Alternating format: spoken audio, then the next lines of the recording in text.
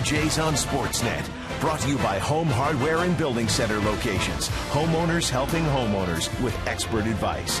And by the all-new, completely re-engineered 2014 Acura MDX, the luxury SUV redefined. Experience it now at your local Acura dealer.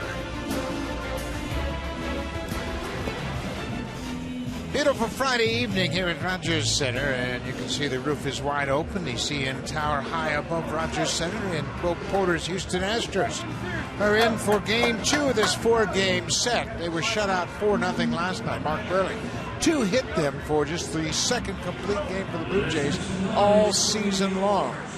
Now it's time to take a look at the Astros lineup, brought to you by Quaker State. Real, durable oil. Top of the lineup is the rookie, Jonathan Villar, the shortstop. He's a switch hitter. And Altuve, the former all-star. Catcher is Jason Castro. He's had some success against R.A. Dickey. 3 for 8 in his career. He's a left-handed batter batting third. And then in the fifth spot, the former Blue Jay, is Brett Wallace. He has hit well against the Blue Jays in limited at-bats. He's 4 for 9 with a double and a pair of RBIs. Wallace had a rough night last night. He struck out 3 times in his only 3 at-bats. And you might see more of that tonight because R.A. Dickey is on the mound, getting ready for his 22nd start of the season. 2-2 in 8 career starts versus the Houston Astros. Last time out against Tampa Bay, pitched okay, 6 innings, had 8 strikeouts, most strikeouts since May the 14th. But he still lost as the Blue Jays could only score 3 runs. 8-11 on the season, .475 earned run average for R.A. Dickey. Defensively behind Dickey, Melky Cabrera's back in the outfield and left field. Last night it was Rajay Davis, Colby Rasmus, Jose Bautista. On the infield, Brett Laurie and Jose Reyes on the left side. Reyes has committed just 1 error this season. Meister Sturis and Adam Lind on the right side. And as he goes off to Lind, Dickey's on the mound. Josh Tolley is behind the plate. And he has done an outstanding job since he's taken over catching R.A. Dickey. He's done a good job of just being very soft at the plate, very still, and catching that knuckleball. And I think R.A. Dickey has been pitching a lot better because Josh Tolley has been catching him. Done a great job last night. Couldn't pitch any better than Mark Burley. He threw the shutout. It was the 5th time in his career that Burley threw a shutout and allowed 2 or fewer hits, and he was on his game early. Well, he kept the ball out of the middle of the plate. He was cutting his ball to the corners. His changeup was outstanding, and the free-swinging Houston Astros really fed into what he was doing. Burley was outstanding, worked quickly, and got the Blue Jays a much-needed win. 2 hours and 18 minutes. Little did we know that Burley had a date with Tim McGraw after the game to see him in a concert, so he had to work quickly. First pitch of the ball game to VR is taken for a ball, and we are underway. Jonathan Villar, switch hitter. Shows bunt, takes a strike. Veteran Joe West behind the plate for R.A. Dickey tonight. It's a new umpiring crew. It's unusual. They switched from last night's crew. All up and in, just off the plate inside.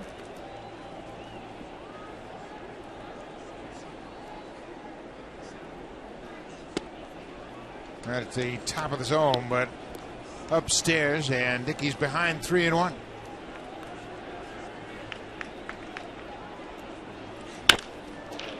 VAR swings and drives it over Melky Cabrera's head all the way up against the wall in left center. He can fly. Here's the cutoff throw, and it's over the first man, but VR stops at second with the double, his 3rd double since he's come to the big leagues. First man on against R.A. Dickey. So let's take a look at the scouting report brought to you by TD Bank, proud sponsor of your Toronto Blue Jays. And this all has to do with strikeouts per 9, walks per 9. 2012, the strikeouts per 9 was almost 10. It's down to 7 this year. And he's walking more batters now. He's collared that a little bit. He's had 8 walks over his last 5 starts. But not nearly the type of season that he had last year when he won the Cy Young. So the second baseman, Jose Altuve, will bat with a runner at second and nobody out. Altuve is 23 years old. This is a very young ball club, and Altuve has been an Astro his entire career. He's signed as a 16-year-old non-drafted player out of Venezuela. He shows bunt, bunts it out in front of home plate. Dickey goes to first in time. Altuve moves the base runner from second to third.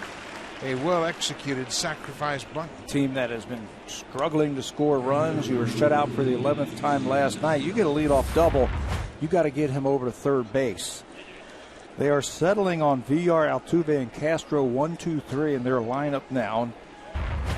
Dickey's going to try and make that pay off, the double and the sac bunt. Well, you can see Dave Tremblay, the third base coach, talking to the rookie who is now at third. The infield is in. And this is a good play in my mind because Dickey gives up some weak ground balls because of that knuckleball. Jason Castro with a healthy cut misses.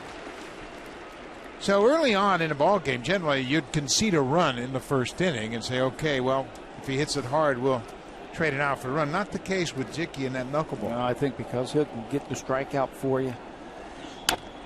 And they strike out a lot. I like this. I think you're showing them, hey, I'm going to cut this run down right here in the first inning. I'm not even going to give you a chance to get a run. Yeah, and I think, too, because of the challenges that Castro faces making contact, you bring the infield in. If he does make contact, chances are it's going to be soft contact, and you don't want to play the infield back. 0-2, 1 out. Villar at third base. He doubled and moved to third on the sac bunt. Got him.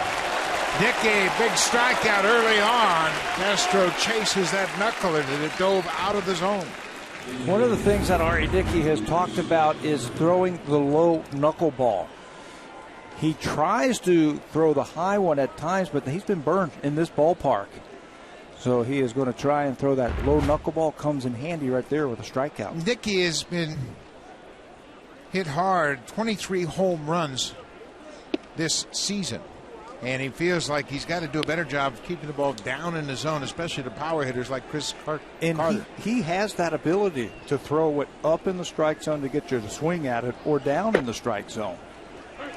Last year, when he was with the Mets playing in that big ballpark, you could throw that high knuckleball and it's just a fly ball, warning track power. In this ballpark, he's had to make the adjustments. So he's shortened his stride a little bit. He's landing a little softer on that front side. Foul ball. Last year, Citi Field allowed just 99 home runs all season long. For comparison's sake, Rogers Center has given up the most home runs in baseball to this point, 153. A much more difficult ballpark to keep the ball in the yard. 1-2, 2 outs. Got him. R.A. Dickey with a couple of big strikeouts early on. And the Astros leave a runner at third. We'll go to the bottom of the first. Top of the order for the Jays coming up to face Jordan Lyles.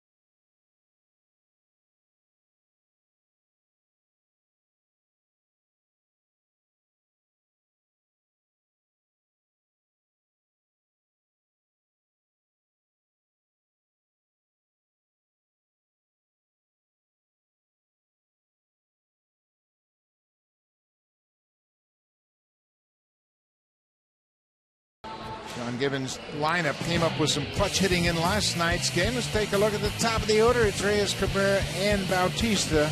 Jose Reyes, the switch hitting shortstop against the Astros, has a .306 career average, including 9 doubles and 12 ribbies. Then down in the order, the former National Leaguer, Colby Erasmus, has been hot. Last 14 games, a .392 average for the Blue Jays center fielder. This is Jordan Lyles, just 22 years old, making his 16th start of the season. Began the season in AAA Oklahoma City. before being officially recalled May the 2nd. Spent the majority of the last 2 seasons as the Major League's youngest starting pitcher. Jose Reyes takes a strike. Lyles just 22 years old, as Pat mentioned, and he has really gotten a good start to his career early on. There's only one pitcher in Astros franchise history that's had more starts before the age of 22 than Jordan Lyles, and that's the great Larry Dierker.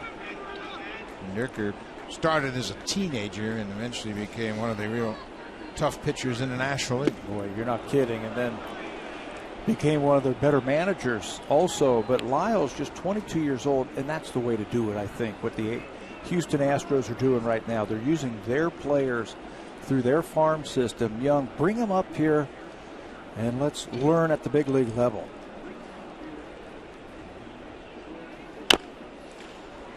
You're facing the hitters that you're going to have to get out when you become a big leaguer. And, of course, the Astros, they've made a commitment to youth.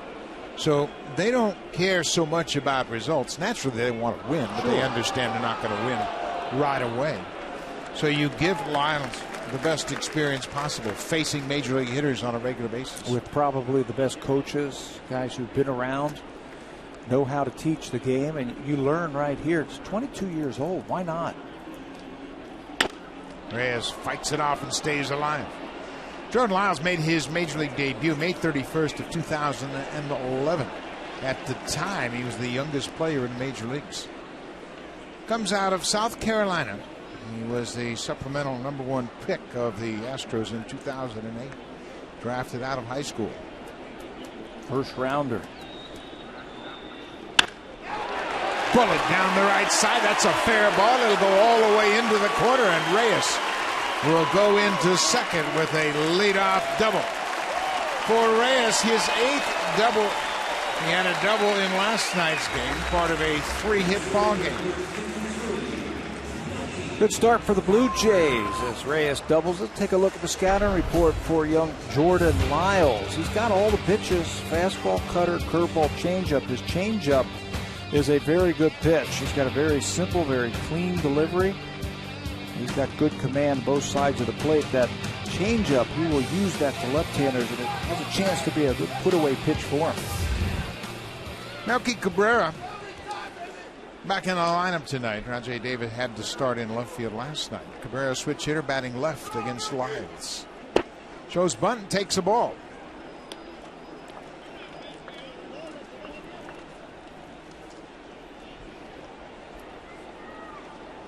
Cabrera on Wednesday, his last start, was 1 for 4.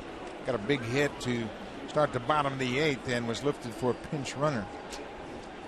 They break in behind him in second. Lyles still hasn't disengaged with the rubber. Now he does. That caught Jose Reyes by surprise right there. The young shortstop, Villar, went behind him, just flashed right to the bag.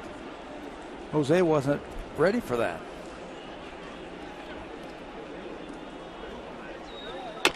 Cabrera taps it out in front of home. Jason Castro goes to first. Cabrera moves Reyes from second to third. A swinging bunt out in front of home plate.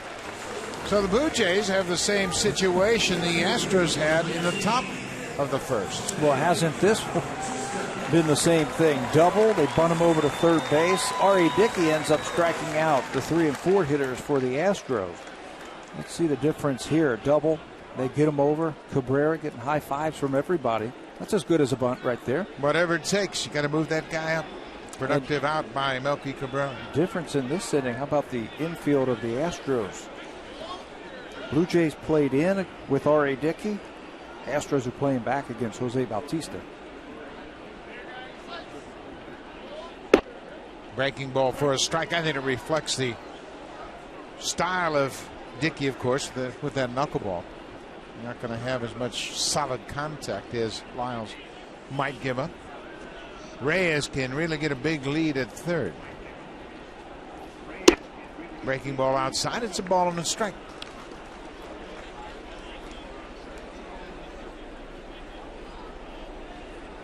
Bautista walked twice and scored both times in last night's game. Officially 0 for 2 in that game.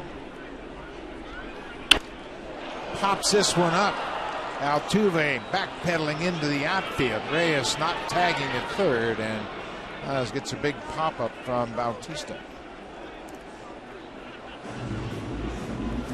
So now there are 2 outs. Edwin Encarnacion with Reyes at third base. Blue Jays had some clutch hitting in yesterday's game. Encarnacion drove in the first run of the ball game, basically the only run that Burley needed. Came with an opposite field double in the fourth. He drove in Bautista from first. That was with 2 strikes, 2 outs. Shot the ball into right field. You don't see that very often from Encarnacion, him going the other way.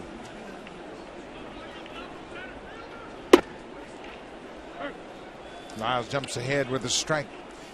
Blue Jays are facing Jordan Lyles for the first time. So you'd like to be able to see a couple of pitches before you have to commit. On the ground, backhanded by Villar. He stumbles and inside. Dwayne Murphy questioning the call at first by Adam Hamari. And Encarnacion thought he beat it. Villar, the shortstop, has a strong arm, but before he could make the throw, he stumbles a bit. Lost his footing, but then reaches back for a little extra. It's bang, bang at first, and the Astros get the call. Looked like the Astros got it. Scoreless after 1. Dickey back to the mound.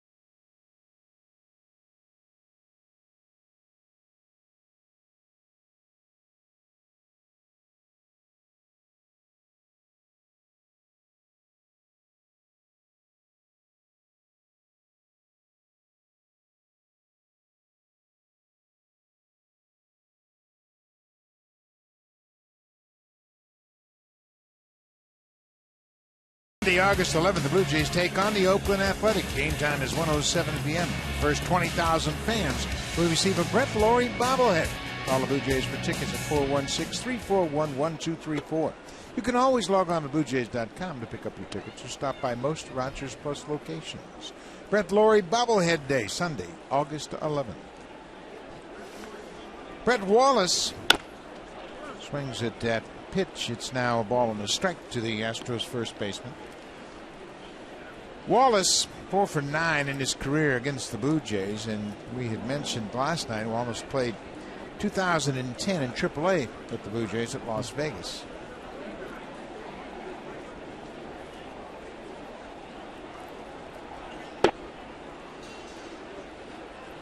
He has always been a good hitter, and whenever anybody talked about Wallace, there were not too many questions about his hitting ability, just whether or not he was going to have a position to play. Swings right through that pitch. It's 2-2. Wallace started out in the Cardinals system. He was a first round pick, 13th overall in June of 2008. He had 327 at Quad Cities in the Midwest League, his first taste of pro ball. I think power also. There's the question is, you're going to be able to hit for the big power that you need from your first baseman. And if you don't, you've got to hit for a higher average and maybe drive in some more runs. And he'll take the leadoff walk. Man at first, nobody out.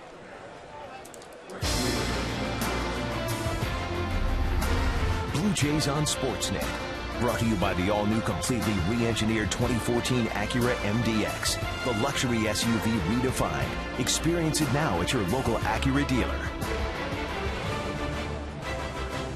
Beautiful evening at Rogers Center. Friday night baseball. 23 degrees at the start of this ball game. J.D. Martinez.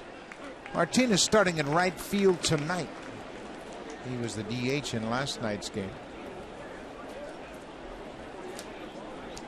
252 on the season. He had a double in 3 at-bats in last night's game. Also struck out twice.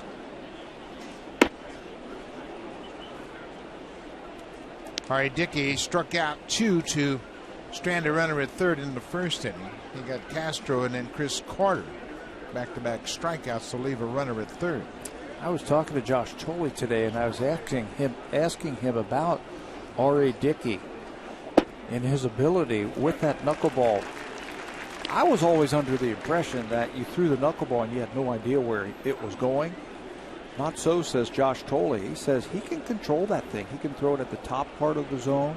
He can make it tumble if he has to. He can throw it at the lower part of the strike zone. He can make it move left and right. Bouncing ball. Laurie comes after it. They go to second for 1. No chance for the return throw to first. Brett Laurie made a good, accurate throw to get the lead runner.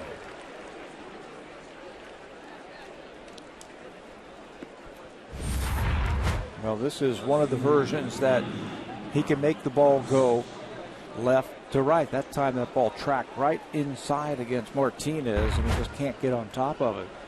But it's interesting. I mean, have you ever tried throwing a knuckleball? Oh, yeah. I can't control it. Oh, yeah. No, every catcher has one. They all throw. Yeah. Not very good, but we all throw them. Every position player thinks everybody they have thinks one. they can throw one, for sure. But he can control it and make it do some special things. Mark Krause in left field. He did not play in the game last night. Krause is 25 years old. He comes out of Ohio. He was drafted originally in the second round by the Arizona Diamondbacks. There's a high, deep drive. Bautista back on the track at the wall, looking up. Home run for Krause. The 24th home run R.A. Dickey has allowed, and we talked about this ballpark. That's the 154th home run hit here at Rogers Center. Most in baseball. 24th on the season, which now ties him for the lead in the American League. That was a knuckleball that didn't do anything right there. Tumbled right at the belt. And Krause with that power swing hits it right off the top of the wall. Watch. Bam. Well, the thing that makes the knuckleball most effective is the lack of spin. That's also the same reason it travels so hard when a hitter does make good contact. There's no spin on that baseball, and you meet it flush, and boy, it really jumps. 2-0 to Matt Dominguez, the third baseman.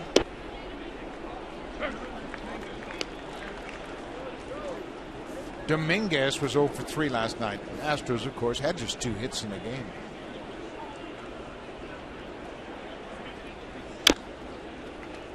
Taps that ball right at the plate. We mentioned Dickey's had problems giving up home runs, and you can see home runs at home. R.A. Dickey has now given up 18 here at Rogers Center. Chris Tillman pitching in a tough ballpark at Oriole Park and Camden Yard. The Orioles has 16. Dempster at Fenway right behind him. Dominguez strikes out. That's the second out of the inning. Third strikeout of the night for R.A. Dickey. It's like he went back upstairs with that high knuckleball to pick up the strikeout. The home run he just gave up ties him now with Joe Blanton for the most in the American League. This one up, and that one starts to go left a little bit, but it's up. That was a very successful pitch for him last season. Then again, we mentioned the fact that he pitched at Citi Field, his home ballpark, and it yielded just 99 home runs all year long. So you've got a little bit more leeway in a bigger ballpark. Brandon Barnes is the center fielder. Dickey falls behind him 2-0. Astros have taken a 2-0 lead.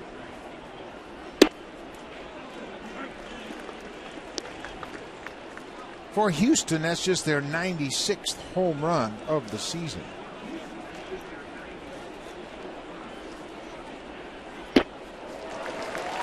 Big swing, and Dickey is right back even with a 2-2 count. The controlled swings, like the one we saw right there from Krause, that's how you hit the knuckleball. You can't go up there wildly swinging at a lot of pitches. You got to make sure it comes over the plate and shorten it up a little bit. We saw that with Luke Scott, and how you just shorten up, just try to wait till the last possible moment before you decide swing or take. That was a perfect example of it, too. He was behind 0-2, fought back, and then homered later in the count. Hardly any stride. You don't want to stride. You want to let the swing shift your weight and just try and use your hands. That'll help you keep you on line. Here's the 2-2. On the ground is Storis at second. And the inning is over, but Houston has taken a 2-0 lead on Mark Krause's second home run of the season. When we come back, it'll be Adam Lynn starting things off. He had a big pinch hit in last night's game. Then Colby Rasmus and Myceris Storis, he too, with a big 2-run single last night.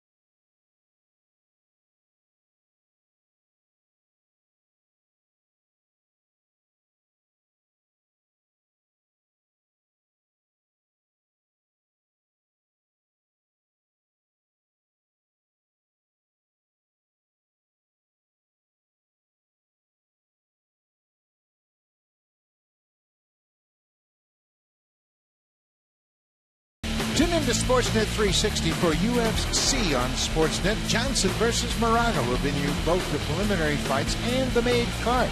Demetrius Mighty Mouse Johnson looks to defend his flyweight title, while Canadian Rory McDonald takes on Jake the Juggernaut Ellenberger in the welterweight division. Saturday at 5 p.m. Eastern, 2 p.m. Pacific on Sportsnet 360. Jordan Lyles misses with the first two pitches to Adam Lynn. Lyles has been staked to a 2-0 lead. Lynn came off the bench last night in the 7th inning and delivered an RBI double. On a swing just like that, ball out over the plate, and he ripped it to the gap in left center.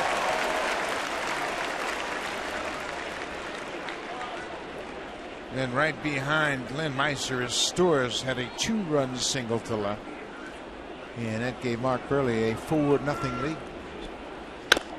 Off-speed pitch. There's that changeup you were talking about. Yeah, he'll throw that to the left-handed batters. It's a good put-away pitch for him. His fastball's got a little sinking action on it, a curveball that's late breaking. He just needs some experience. He needs to go out there and pitch. Talked about him being the youngest pitcher in baseball. He's got the build for it. 6'4". You can see the nice, smooth, clean delivery. He just needs some innings under his belt. And Jason Castro looked like he got most of that ball on his meat hand. Ball in the dirt, he kept it in front of him, but might have got hit pretty hard with it. Here's the 3-2 pitch, and Lynn bounces it right back to the mound. Lyles is 6'4", so he made an easy play of it coming off the mound. Fans, it's time for our BlackBerry Sneak Peek stat of the game, brought to you by the new BlackBerry Z10 and Q10, built to keep you moving. A little bit of a head scratcher right here, not driving in the runs last 10 games. Colby Rasmus has hit .385 over his last 10 games, but he has left 27 runners on base with just 2 RBIs. 13 left on in the Tampa series alone for Rasmus, and you'll go through those times, I think, as hitters where you're just not picking up hits and there's guys on base all the time. There's a base hit for Colby Rasmus on the first pitch. Ball is bobbled in the outfield, and J.D. Martinez recovered quickly to keep Rasmus at first base. So 1-out single for Colby. He continues to swing that hot bat. Now, driving in runs is a mindset, obviously. There are some guys that are great at it. They've never really rattled, but they were very productive as a hitter, and I guess you just have to keep the same mindset no matter runners on or runners in scoring position. You can't get all worked up and all fired up out there and saying, I got to go ahead and get it done. Just go out there and just play the game. This guy's been getting it done right here, Asturis. Talked about it in the opening. Over the last month or so, since June 21st, the most productive hitter with runners in scoring position for the Blue Jays. Done a great job. We mentioned his 2-run single in the 7th last night. And he's a veteran. He's been around, 32 years old now. Spent a lot of time in the big leagues. He's not going to get freaked out in any of these situations. He's going to go up there, get back to the things that make him successful. I think you're able to relax a little bit more once you've played a long time. Well, Chew, and you get into situations and you're surrounded by good players, and of course Asturis was with the Angels. He was in good situations. He played in the postseason both in 2007 and 2009. Also, League Championship Series in 2005, member of the Angels. But you get around situations where you see players perform in pressurized instances, and you learn a lot. And you can learn. You can learn to do that. It's confidence in yourself. Hey, everybody wants to drive in the run. I mean, there's nobody who plays the game who doesn't want to drive in a run. You just have to have that positive mindset. 3-1. Asturis will take ball 4, so that'll bring Brett Lawrie to the plate with runners at first and second. See, first walk issued by Jordan Lyles, and he wants to do baseball. So Brett Lawrie will step in. Lawrie finished up last night's game 0 for 3 with a strikeout.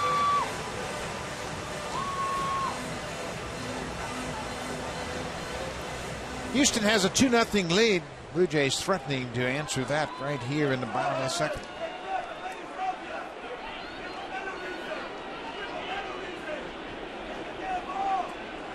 Colby Rasmus singled to right with 1 out, and Meiser Asturis followed that with a walk. Lawrie batting 8th. Josh Tolley, the catcher, to follow.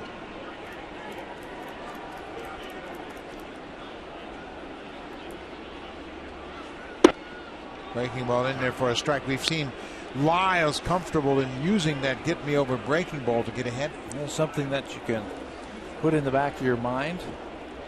If you're not looking for that when you've got runners in scoring position, don't swing at it first pitch. You're probably going to make an out, maybe shoot into a double play. So just take it and live for another pitch. I think it's really important, especially for young hitters, to have a plan when you get into that batter's box. And that plan could be simply, I'm going to sit on a certain pitch, or I'm going to sit on a certain location, or I'm going to try and hit the ball to right field. Whatever that plan is, I think that's a positive idea when you step into the batter's box. This is popped up and playable. Brett Wallace in foul territory, and Laurie is retired on the pop up to the first baseman. Looked like another off-speed pitch right there, just 84 miles an hour. And Lyles gets the pop-up. Let's watch it one more time. That's a timing issue right there. Just can't get the barrel out in front on that pitch. It's certainly hittable. So Josh Tolley will try to pick up Brett Laurie. He will bat with 2 outs. Opportunity to get back in the game quickly. Houston scored 2 runs in their half of the second.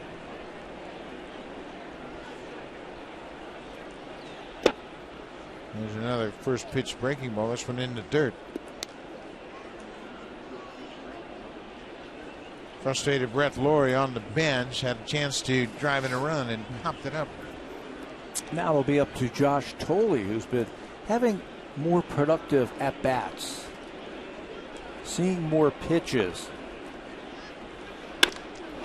Drives this ball deep to center field. Barnes on the run, on the track, hauls it in. A stride short of the wall. Tolley gave it a ride, but Jordan Lyles strands a pair. We got great reports on Brandon Barnes, the center fielder, that he could go get him. And right here, he saves a couple of runs for the Astros.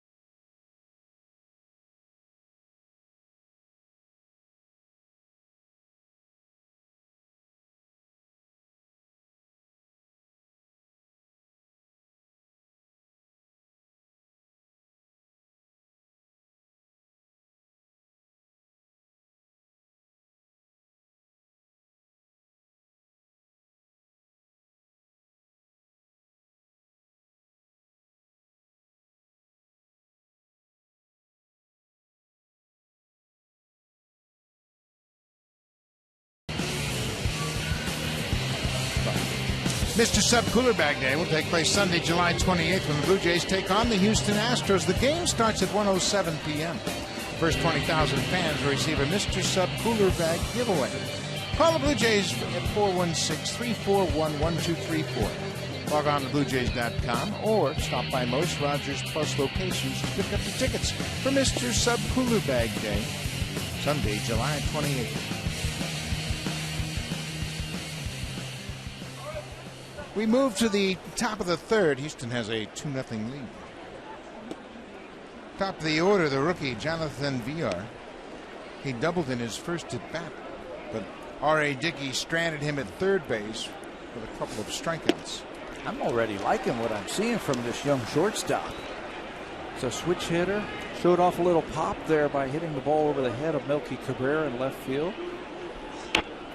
He made a nice play at shortstop to rob a hit from Edwin Encarnacion. Yeah, he stumbled a bit, and he strikes out as he squared the bunt with 2 strikes, and he thought maybe he could put one on the ground and beat it out with his speed, but then a strikeout. Tough to do right there. 2 strikes, knuckleball. And once you foul it with 2 strikes, you're out. 4 strikeouts for Dickey. And you can see Villar's trying to explain with 2 strikes, and I don't think he's going to win. No. that explanation. That's Bo Porter, the manager, and Bo's not going to let anything slide. Just say, okay, tell me what you were thinking. You had 2 strikes. You got a knuckleballer up there that's tough enough to hit, let alone bunt. And put it where you need to. There's going to be growing pains when you've got so many young type of players out there. You know, they all want to do well, and they try and outsmart you. That's the problem. There you go, thinking again. How many times did you hear that coming up? Well, I thought. No, you don't think. We'll do the thinking for you early on. You hurt the ball club, right? Wasn't that in the Bull Durham movie? Now Altuve caught looking at strike 3. Back-to-back strikeouts, 2 outs. Fans, a reminder, if you want your baseball questions answered by our team of experts, email asktheexperts@sportsnet.ca. Keep your eye out later on in the game for the Home Hardware Ask the Experts segment. And we'll have a whole bunch of experts anxious to help you out with your baseball questions. 2 outs. Jason Castro struck out his first time up.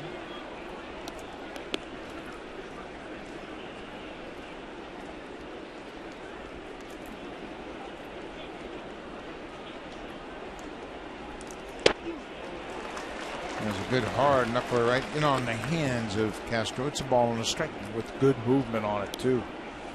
Well, looked like it was on the inside corner. It just dives right underneath the bat. He has the ability to do that.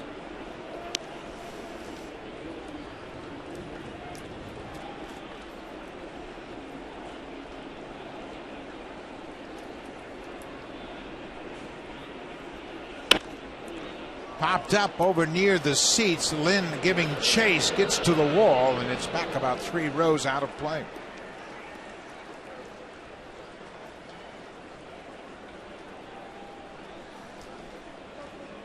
Jason Castro, 26 years old, went to Stanford, and he was the 10th overall pick in 2008 by the Astros. Got a little bit of pop, 27 doubles and 12 home runs this year. Settling in on those first 3 batters, VR, Altuve, and Castro. And Castro take the 2-out walk. Second walk issued by R.A. Dickey. The all-new, completely re-engineered 2014 Acura MDX, the luxury SUV redefined. Experience it now at your local Acura dealer.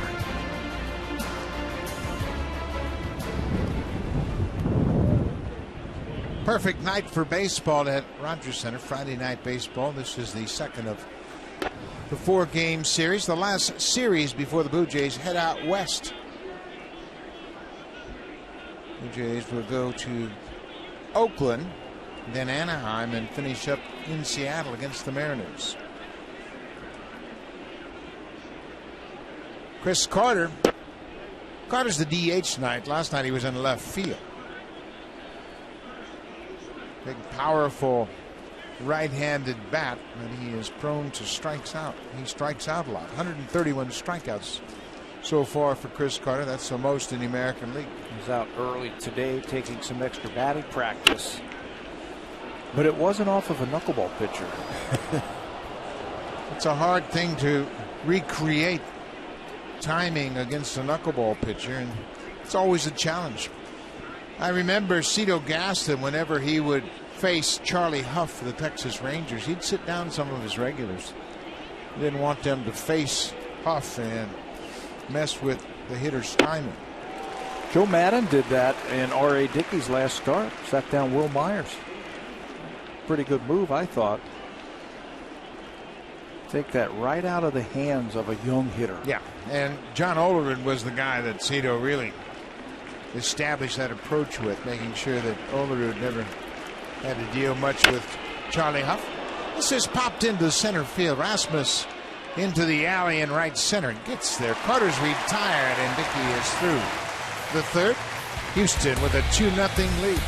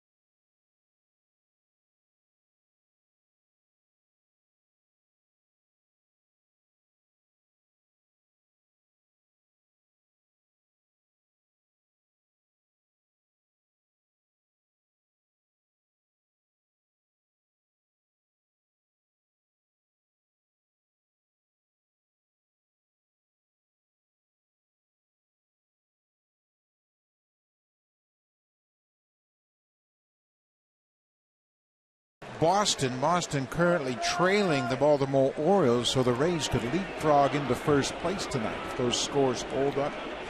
Hiroki Kuroda was great last night as he won that ball game, and he has really pitched well.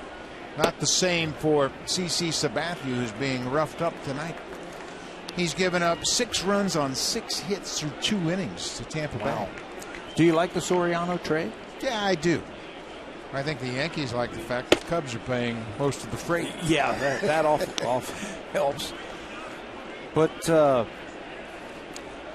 it's almost like they have so many players who can do the same thing now. Well, guys, they need a right-handed bat. Vernon Wells and Alfonso Soriano are the same player for me. Except outfielder, DH. Soriano is hitting. Yeah, that's the big difference. That's the one place where it makes sense. Reyes drives it deep to right center. This ball is hit hard and gone. Reyes 2 for 2 with a double and a home run. Home run number 6, and it cuts the Astros lead in half.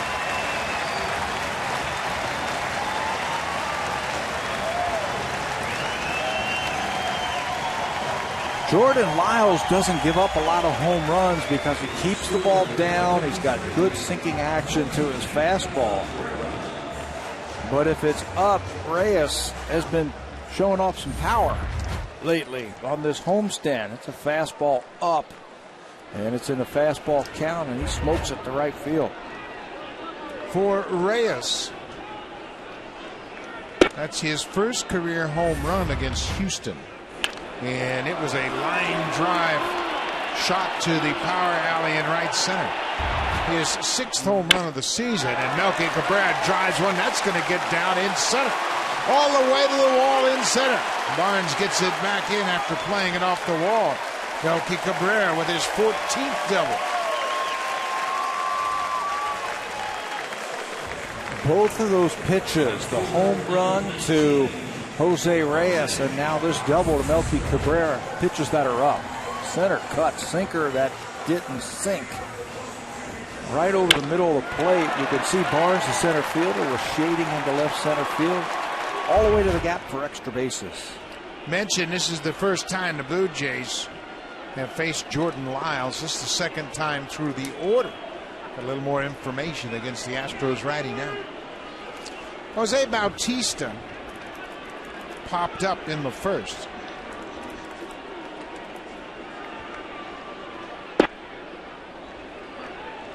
Lyles gets ahead with his strength.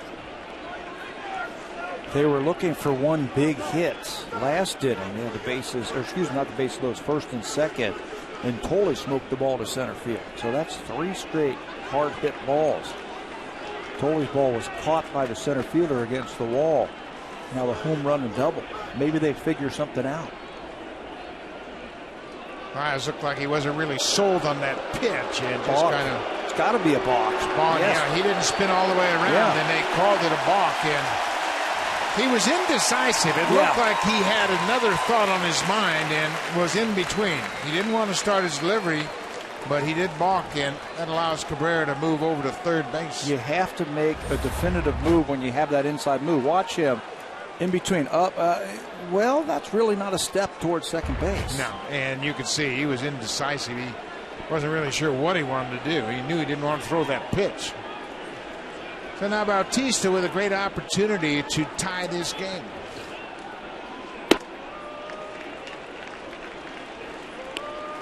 Again, evidence of inexperience as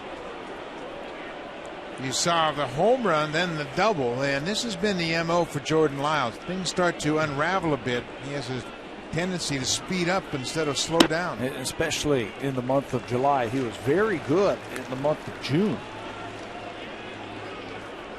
Doug Brocail is the pitching coach, assigned to helping out these young pitchers. For a month, he allowed 2 runs or less, 7 straight starts. But in July, the ball's been getting up and out. 3-1. Encarnacion on deck. But this is a real challenge for young players. When something goes wrong, like the home run, then the double, they have a tendency to try to throw harder instead of just make quality pitches. There's a bullet hit to left. Cabrera tags up at third. Here's the throw from Krause, and it's late and offline. Bautista has tied it up with the sac fly. Another hard hit ball by the Blue Jays. If Jose could have gotten that ball up in the air, that would have taken out some of the bricks in that back wall in left field. They just couldn't get it airborne. Had a good swing on it. Hit a seed for the sac fly. 61st RBI for Bautista, ties it at 2-2. You're right, 4 straight Blue Jays batters have hit the ball hard. Going back to Josh Thole to end the second.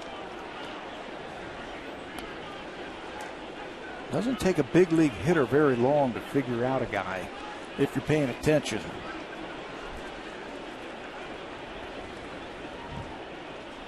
He had a chance to score in the first inning against Lyles. Leadoff double. They got him to third on a ground out. Pop up and a nice play by the shortstop kept him off the scoreboard.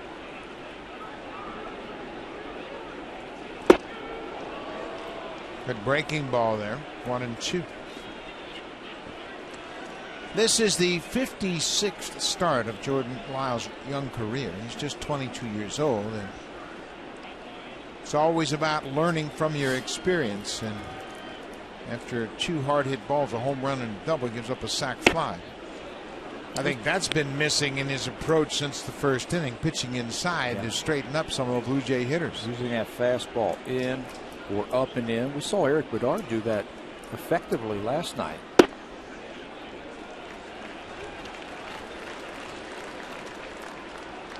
Adam Lind is on deck. Reyes with his 6th home run of the season. And then Bautista sac fly, and it's a 2-2 game. Off the plate inside, Encarnacion takes the walk. Now Jordan Lyles, early on in his career, is riding a roller coaster over his last 5 starts. It's been a rough road for him. 0-3 ERA, over 8. Opponents are hitting over 300 against him, and he had entirely too many walks and hits per innings pitched. And that followed up a streak. Again, 7 straight starts where he allowed 2 runs or less. That went from May the 17th to June the 18th. Things were working, and then all of a sudden you could lose it. And that's what you're going to see, that inconsistencies from young players. You see it in hitters all the time, up and down, and right now you're seeing it in the pitchers. Last night, breaking ball with a couple of runners on, and I asked Adam Lind today, did you think you got that one? And he said he did. He came close right off the top of the wall. A double that set up the big inning, and he got rewarded with something with that opposite field hit. The Oppo Taco, we were talking about it last night. He didn't get a shirt because it wasn't a home run, but he did get a hat. You got a hat, Oppo Taco. That's one of the themes the Blue Jays have. When a hitter goes opposite field, you get the shirt taco when you knock one out. He's got a couple of shirts this year with a couple of home runs to left field. Almost had another one there. Edwin Encarnacion at first, and Lind hits it off the end of the bat. It's a ball and a strike. Blue Jays have tied it here in the bottom of the 3rd. A leadoff home run off the bat of Jose Reyes. Melky Cabrera followed that with a double. Then Bautista drove in Cabrera with a sac fly after the pitcher, Jordan Lyles, has committed a balk.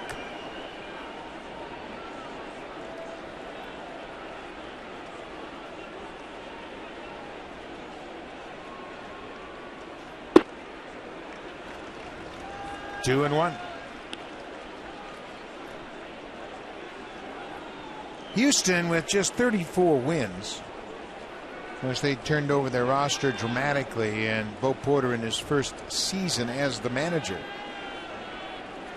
He's just 41 years old. He's the youngest manager in the big leagues. Off the end of the bat, Dominguez goes to second, and Altuve was late. Altuve took that throw mid-stride, and all they could do is get the lead runner. And Dominguez got the force out, but Altuve was just running full speed across the bag. He had no chance at all to make a return throw. You have to play a little bit deep at second base because of Adam Lynn, and here he comes. But he's just not at the bag. That was a problem Blue Jays were having early in the year, where their middle infielders were just not getting to the bag quick enough to turn the double play. So Lynn's at first with 2 outs. Colby Rasmus jumped on the first pitch he saw back in the second and hit a line drive base hit to right.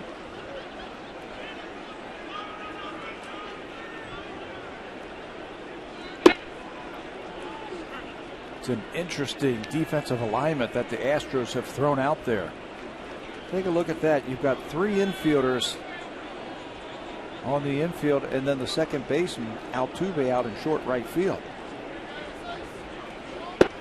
If Colby Rasmus hits a hard enough ground ball at second base, okay, straightaway second base, that has a chance to get all the way to the wall, and Adam Lynn can score.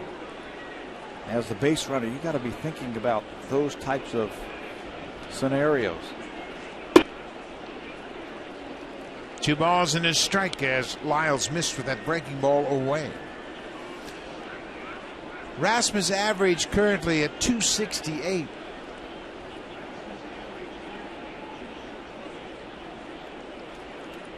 He has changed his work routine, not to work himself to fatigue. Last year he would hit and hit and hit, just trying to find the solution to his hitting problems, and I think he just wore himself out. And there are days where he says, you know what, I don't feel like hitting on the field. I think today was one of them. I don't remember seeing him out there taking batting practice today. And there's nothing wrong with that. When you're an everyday player, you're playing day in and day out every inning like Colby Rasmus is. Nothing wrong with taking the day off from hitting on the field. Lyles misses outside. It's a full count. Historis is on deck. See Brett Wallace moving behind Lind at first with the full count and 2 outs. Lind will get a running start. Rasmus fouls it out of play. Blue Jays have scored 2 runs in this inning on 2 hits and a sac fly. Lind hit into a fielder's choice. He jogs back to first base. Reyes got it started with the home run. Cabrera doubled and scored. Balk played a big part right now for the Blue Jays. They wouldn't have that second run if it wasn't for that balk. There goes Lind, and it's another foul ball.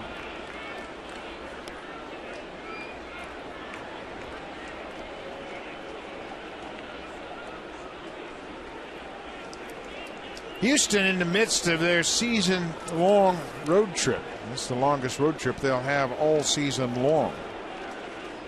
It's a 10-game, 11-day road trip with stops here in Toronto, then Baltimore and Minnesota.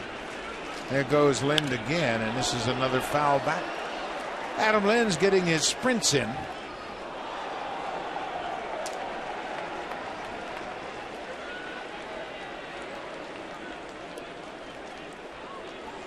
It's a 2-2 ball game. Astros scored 2 runs in the second on a 2-run home run by Mark Krause. Jays have answered that here in the bottom of the 3rd. There goes Lind again, and Rasmus strikes out. It's the first strikeout of the night for Jordan Lyles, but the Blue Jays have tied it up. Jose Reyes with the leadoff home run. His 6th of the season.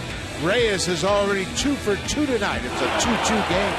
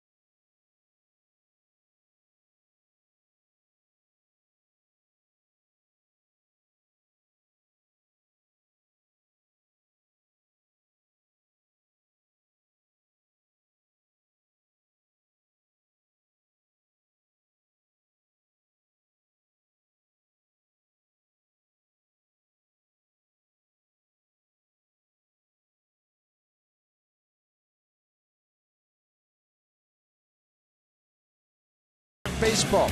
Listen to live audio, follow games pitch by pitch, and enjoy in-game video highlights. The app is available on the iPhone, iPad, iPod Touch, Android, and BlackBerry Z10. Season-long subscription packages are available. Visit BlueJays.com. At-Bat 13 is the official app of Major League Baseball. 2-2 ball game. Brett Wallace, the first baseman, goes after the first pitch and fouls it over the screen. Wallace walked in his first at-bat back in the second.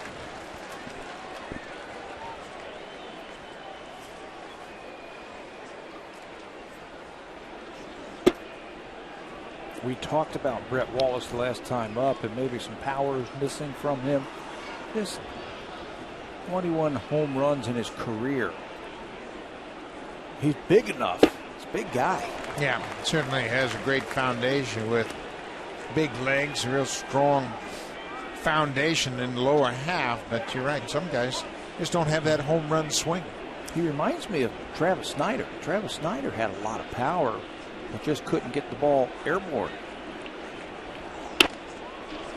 There's a little soft liner into left. It'll be a single for Brett Wallace. He has been on board twice tonight. So Wallace leads the top of the fourth off with a base hit. J.D. Martinez reached on a fielder's choice and scored on the two-run home run by Mark Krause.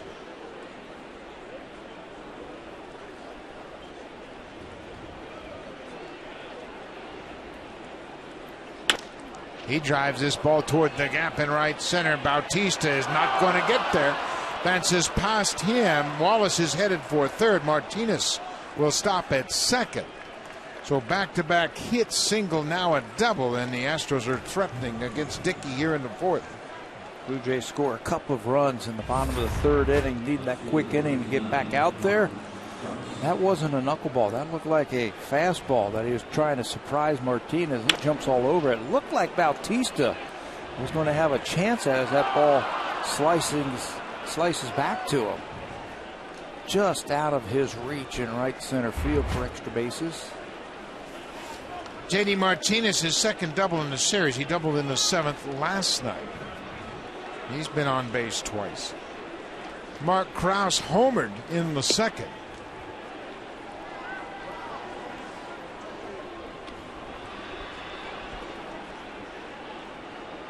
Krause, as we mentioned, was drafted by the Diamondbacks, second-round pick out of Ohio University in 2009. He was acquired by the Astros in a trade that sent Chris Johnson, the third baseman, to Arizona just before the trade deadline last year.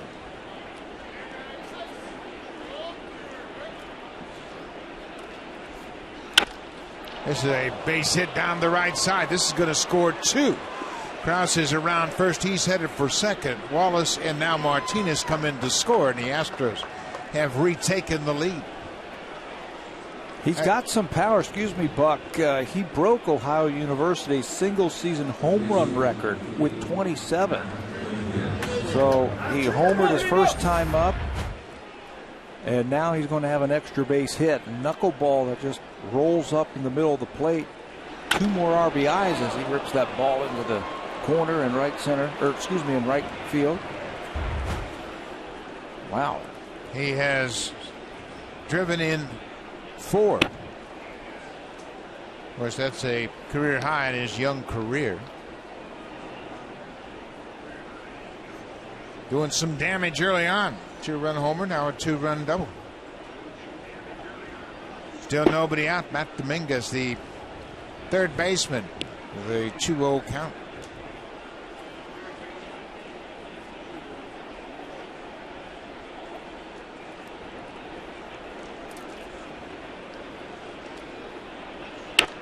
Pops this one up. Josh Tolley takes the mask off in foul ground. Makes the catch. That's the first out of the inning.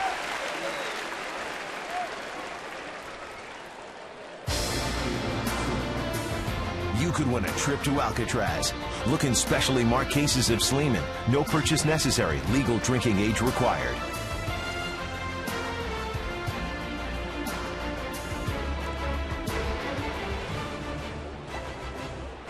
Houston Astros have taken a 4-2 lead, and Matt Krause has done all the damage. Left fielder has driven in all 4 runs. 2-run homer and a 2-run double. Number 9 hitter is the center fielder, Brandon Barnes.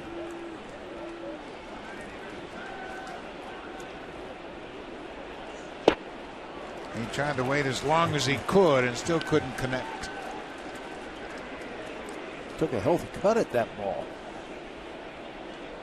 Might be better off thinking up the middle. All 3 of the hits in this inning. Wallace's hit was very under control. Martinez the same way. And Krause. Popped up, Lind in foul territory, makes the catch. A couple of pop-ups here in the 4th. Krause holds his ground at second. So Dickey has given up another home run. As Pat mentioned earlier, the 24th home run he's allowed this season. That ties Joe Blanton for the most home runs given up in the American League. This is his 22nd start of the season. He has now allowed home runs in 14 of those 22 starts. 2 outs, back to the top of the order. Jonathan Villar. He has doubled and struck out.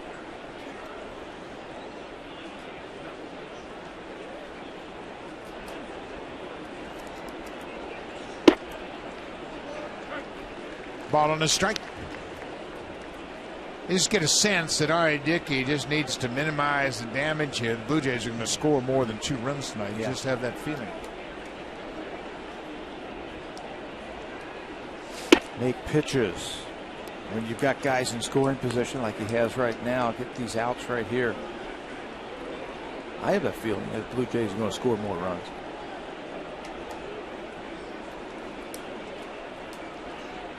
Way outside, it's 3-1.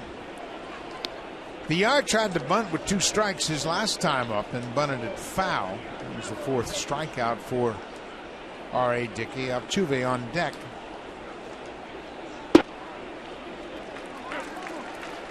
Full count, 2 outs. Astros have scored 2 here in the 4th. Mark Krause with a big night home run and the double. 4 RBIs. Cut on and missed. Villar strikes out. The Astros leave a runner in scoring position, but they've taken a 4-2 lead. Mark Krause having a career night.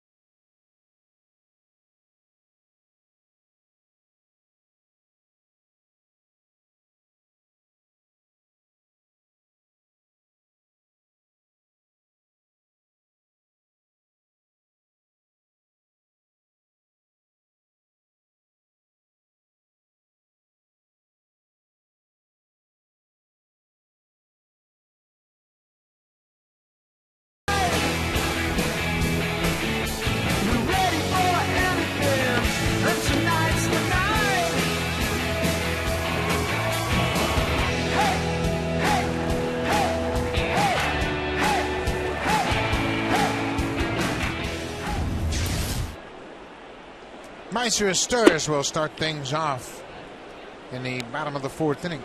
Astures walked in the 2nd.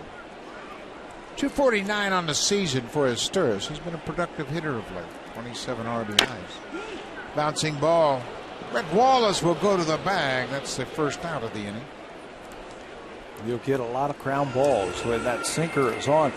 Told you it's tough to get the ball in the air against Lyles. He's only given up 7 home runs this year. Pitches in a hitter-friendly ballpark also in Houston. Minute Maid Park in Houston has given up the second most home runs in baseball, 139. So you're right, it's a tough place to keep the ball in the yard. Blue Jays will go down to Houston the first week of September. On a visit to Houston this year. Brett Lawrie popped up to the first baseman back in the second.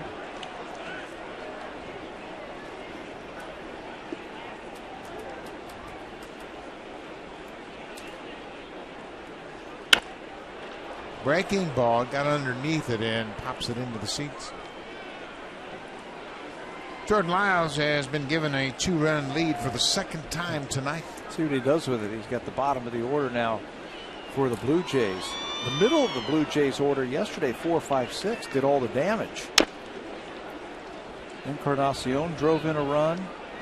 Lynn pinch hitting in the 5 spot, drove in a run, and then Asturis last night hitting in the 6 spot, drove in those 2 big runs.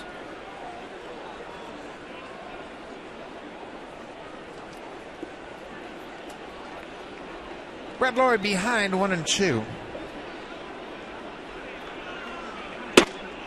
Tried to get him to chase that fastball and he wouldn't bite. That's a nice easy 94 miles an hour, isn't it? Well, Lyles is a big guy. He's 6'4", goes about 215. And he's quite an athlete.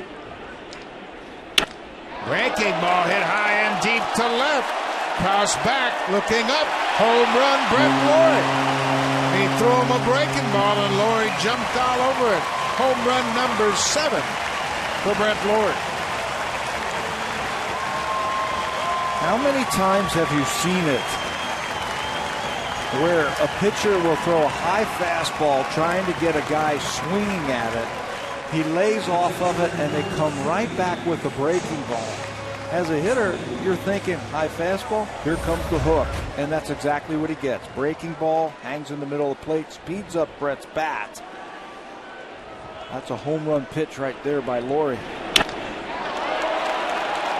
Brett Lawrie hit it toward the end of the bat as well, but he's so strong he's able to knock it out of the ballpark. Second home run for the Jays, 3rd in the ball game. Home run number 7, RBI number 21 for the Blue Jays' third baseman.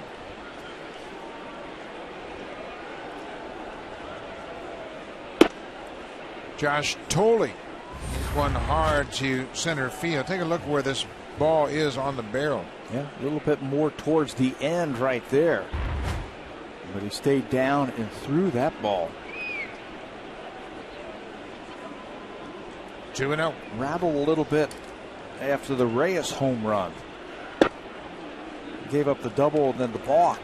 Maybe he's going to have the same problem here. Yeah, and it's something that younger pitchers always have to deal with. Everything is great when you're cruising.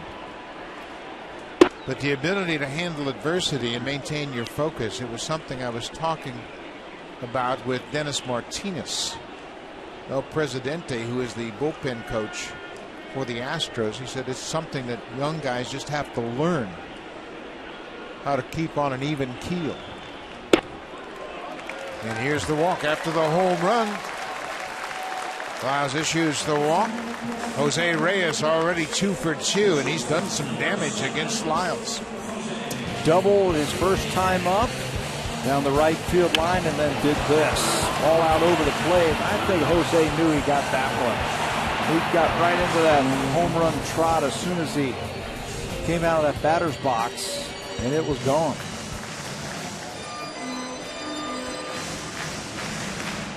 Well, the Blue Jays have a run in. They trail by 1. It's 4-3 Houston. Reyes doubled in the first, homered in the third.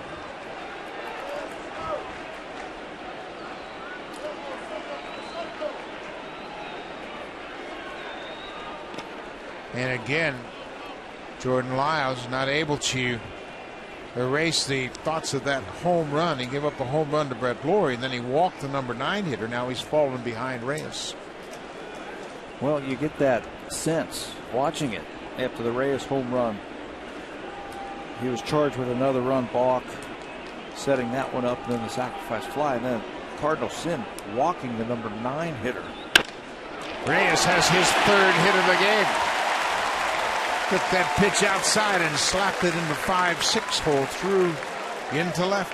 3 for 3 for the leadoff man. Just needs a triple for the cycle. 4 innings, 3 hits, 7 total bases already as he slaps that ball to left field.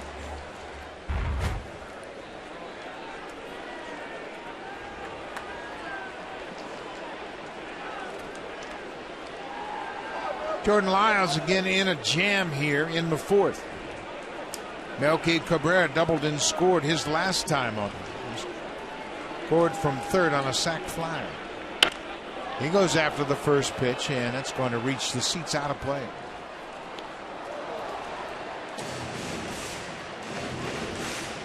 I think the toughest thing for young players, whether it's a position player or a pitcher, is to eliminate your previous at-bat or inning. If you're a pitcher, bad pitch, you got to eliminate that immediately and focus on the next pitch. It's hard, isn't it? Very hard. On the ground, this could be 2. Altuve to Villar, back to first. It is a double play. Jordan Lyles gets out of it. The Blue Jays have made it a 1-run game. Houston has a 4-3 lead. Brett Lawrie hit his 7th home run of the season to left. We'll go to the 5th, 4-3 Houston. Now time for a Blue Jays Central update. Here's Jamie Campbell and Greg Zahn in the Blackberry Broadcast Studio.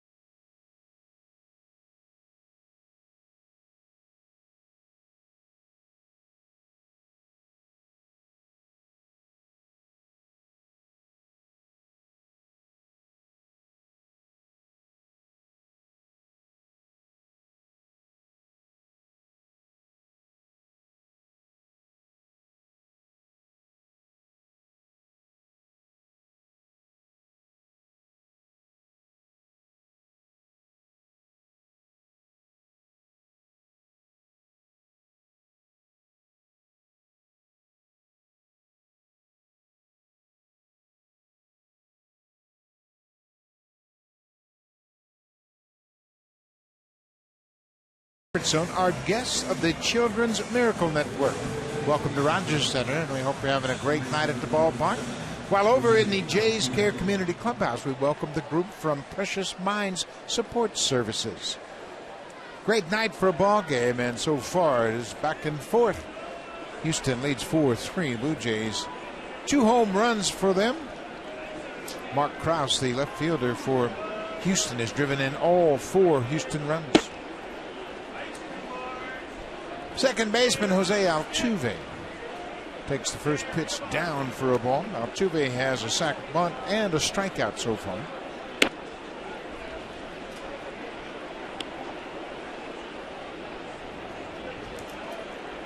R.A. Dickey has 6 strikeouts in the game through 4 innings.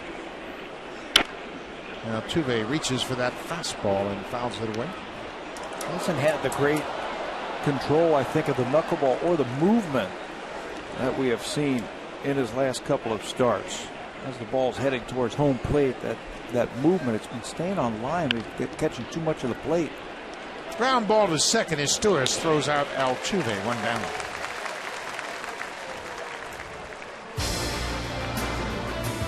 all-new completely re-engineered 2014 Acura MDX, the luxury SUV redefined. Experience it now at your local Acura dealer. Friday night crowd at Rogers Center. This will be the final series before the Blue Jays go out on the road up to the West Coast. Oakland, Anaheim, and Seattle, a 10-game road trip on the heels of this 10-game homestand.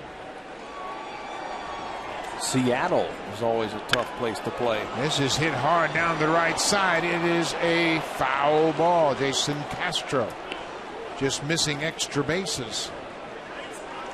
Seattle's hitting .270 for the month of July, and they've hit 30 home runs. Right down the line. Not a lot of room in that corner, but it's clearly foul. They got some bad news today. Mike Zunino, DL. He broke his hamate bone. I was anxious to see him. He's a young catcher, a highly rated player. Zunino, I think that's how. Mike Zunino is the catcher. Yeah. Sorry. And he was a good-looking catcher, but another injury. Seattle's had more than their share of injuries. Yeah. Think about Franklin Gutierrez, their center fielder, has been hurt for the last several years. In and out of the lineup. Of course, we want to send our best to Eric Wedge, who is currently not in the dugout managing as he had a mild stroke. He's back recovering at home. Another strikeout for R.A. Dickey. Strikes out Castro for the second time. That's 7 Ks for Dickey so far. That's better right there. He had good movement on that knuckleball. No chance for Castro to get that one. Second time that he has struck out tonight. Chris Carter, as Dickey gets that fastball in there for a strike. Carter's over 2.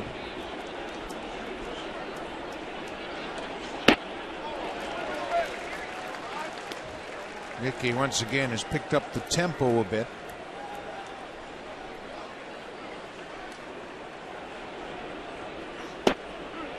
Strike 3 called. Back-to-back strikeouts. That's 8 Ks for R.A. Dickey now. It's a 1-run game. We'll go to the bottom of the 5th. Houston leads it 4-3.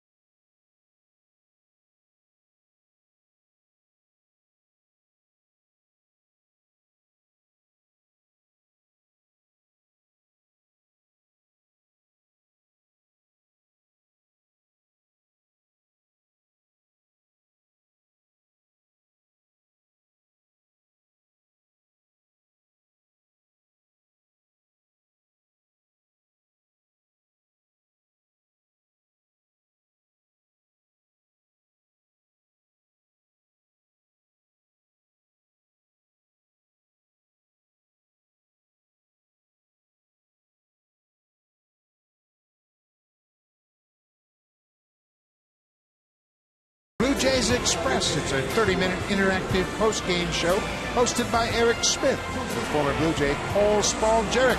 Blue Jays Express on Sportsnet 360. Coming right up after the game. It's a 1-run game, 4-3. For the Blue Jays, it'll be Bautista, Encarnacion, and Adam Lynn.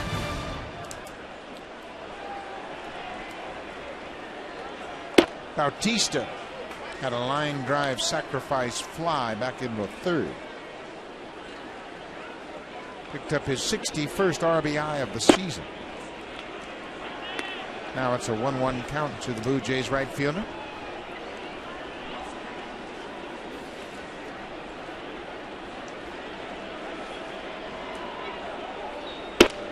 The Blue Jays haven't won back-to-back games since their 11-game win streak. June 22nd and 23rd. And we told John Gibbons that, and he was a bit surprised. Yeah, well, we said in June, which is true. It was at the end of June, about a month ago. And you're right. It's like, really? I mean, yeah, had to go back to that 11-game win streak. Just haven't played good baseball. Just haven't gotten the pitching or the hitting to work together on the same night. Broken bat. Altuve on the shortstop side of second throws Bautista out.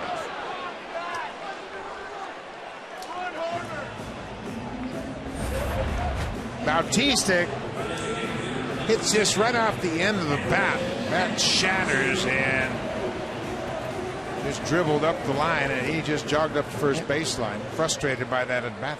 And Houston had just shifted when the count got to 3-1. That's Altuve, who was playing on the first base side of second, shifted over, put 3 infielders on the left side, and worked out. Hit a ground ball right to him. Edwin Encarnacion, the DH tonight, takes strike one from Lyles. Watch this. You can see this is the pitch that made it go 3-1. And then watch Altuve from the bench. He'll get the sign. Okay, let's move over. Jose will pull balls. And that happens. Encarnacion drives this ball to center. It bounces off the wall, and Edwin will end up at second. With a 1-out double, his 19th double of the season. His 46th extra base hit. He can hit that ball the other way. We saw that last night when he got a double and picked up an RBI to right field. That's just his 16th hit to right field right there. You can go over there if you make a mistake. Yeah, you don't worry about him spraying the ball around. You want him hitting it out of the ballpark. So Lind is 0 for 2. Got a chance to tie it up with a runner at scoring position. Just 1 out. He goes after the first pitch and hits it into center. Easy play for Bond. Encarnacion has to hold his ground at second.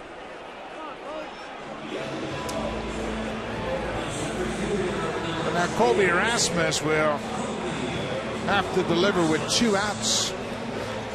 Rasmus 1 for 2 already. We mentioned his current hot streak, batting over .390, but he's not been able to deliver many clutch hits. Here's a great chance right here. 2 outs, runner at second base. There's a lot of holes in the infield just by the way that they're going to position themselves. Shortstop behind the runner at second base. Altuve, the second baseman, in deep right field. He's got a huge gap in right center field. That's triple territory right there if he can get the ball out there.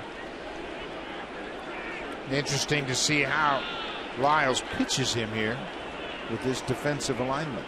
There's a sinking fastball, maybe a changeup that dives down and away. Yeah, just 83 miles an hour.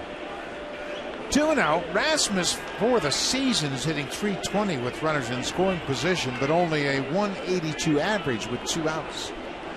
And that's where he is now. Runner in scoring position is Encarnacion.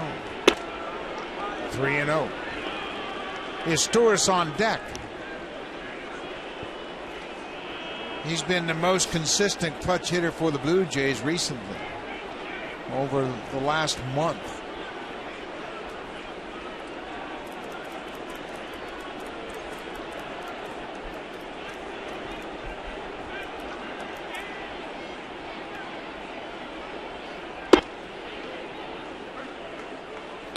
I don't think he wants to challenge him. Now, you wouldn't think so. Rasmus struck out on a high fastball his last time up. 3-0 curveball. Yeah, he's got a base open, and you wouldn't think they're going to throw him a strike here. Upstairs, but he went after it. That's the same pitch he struck out on in the third. Now, Lyles really has the upper hand. Full count. Runner at second base, 2 outs. I mean, he can do a lot of things. A lot of different places he can go now with his Stewart on deck. Can bounce a breaking ball, elevate another fastball. Just a lot of options.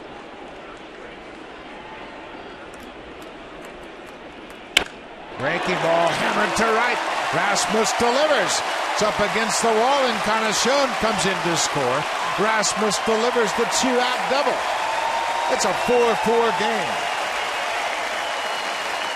Remember the Brett Lawrie at bat after he got the high fastball? He threw him a curveball. Lawrie homered to left field. Threw a high fastball to Rasmus. Colby swung right through it, and then he threw him a breaking ball for a strike. And Colby hits it hard down into that right field corner. He comes up with a big 2-out hit. Boy, that's a good call, and the one thing you don't want to do is establish a pattern to allow hitters to pick up on it. For Rasmus, his 22nd double, his 50th RBI of the season, and he's tied it up at 4-4.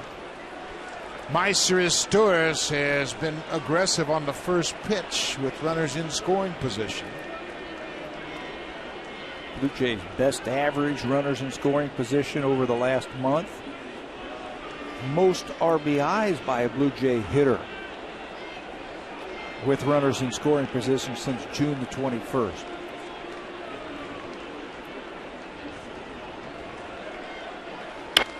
Going after that first pitch fastball. They come right after him with guys on base, so be ready. Last 16 games, 18 hits, 8 RBIs. 9 for 17 with runners in scoring position. That's where he's at right now.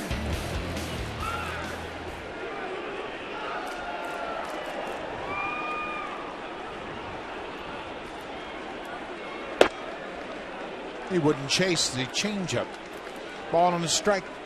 Hitting the ball the other way. That's what has led to those good numbers over the last month or so. His base hit last night, that 2-run single, came to left center field.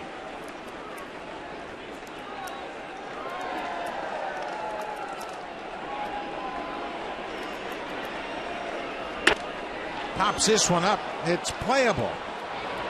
VR makes the catch in fair territory, but the Blue Jays have tied it up. Colby Rasmus, a 2-out RBI double. Here comes the Home Hardware Cleanup Crew, brought to you by Natura. Home Hardware's exclusive line of safe, environmentally friendly cleaning products. Let's go!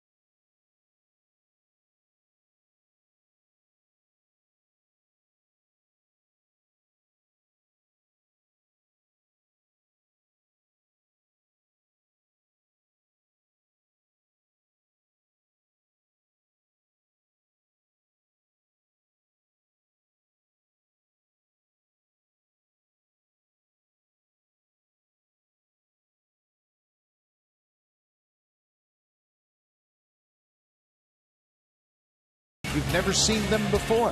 Sportsnet Magazine presents The Beauty of Sport. Visit sportsnet.ca/The Beauty of Sport. And newsstands now. Make sure you pick it up. Check out some of the great athletes across Canada. Brand new ball game for R.A. Dickey. It's a 4-4 game as we move to the top of the 6th inning. Dickey has 8 strikeouts. Brett Wallace has reached in each of his previous at-bats. He walked in the 2nd and singled and scored in the 4th. Had a very quick inning in the 5th inning. A couple of strikeouts and a ground out. Needs another one right here. Closing in on 100. Dickey's season high for strikeouts occurred right here at Rogers Center on the 14th of May against the Giants. He had 10 strikeouts in that game. Ball is hit into center field. Rasmus with a late break reaches up. It's off his glove. Brett Wallace is headed for second, and he'll reach. Third time in this game Wallace has started the inning getting on base. He walked, singled, and now doubled off the glove of Colby Rasmus in center. This is where R.A. Dickey in the lineup has had trouble. This would have been one heck of a catch if Colby Rasmus could have hauled this one in. Deep to center field to his glove side. He reaches his glove up, and it almost finds the pocket. You would have seen that on all the highlight plays tonight. J.D. Martinez has been on base twice. He's scored 2 runs. You're right. This is a tough part of the lineup for R.A. Dickey. He's had all sorts of problems right here.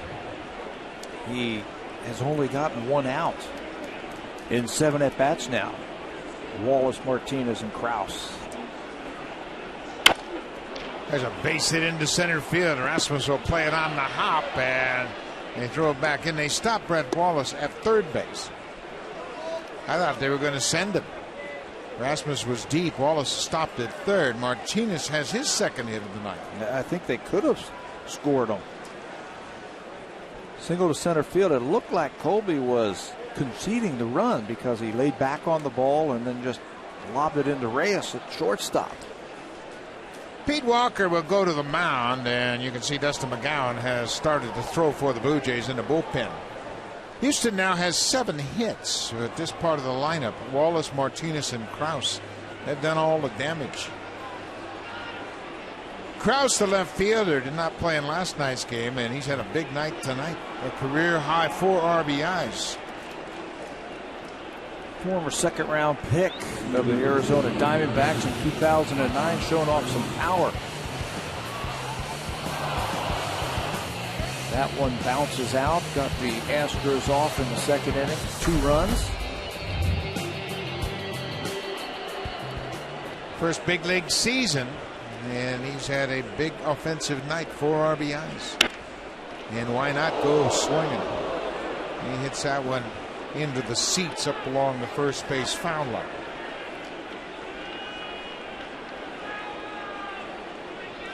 Kraus played in AAA last year. Actually played in AA before the trade for the Diamondbacks, and then moved to AA and eventually ended up in AAA. He's got some power. 25 home runs in A ball, 16 in AA, and then last year hit 20 more. The trade that brought him to Houston occurred July 29th last summer. Outside, it's 2-1.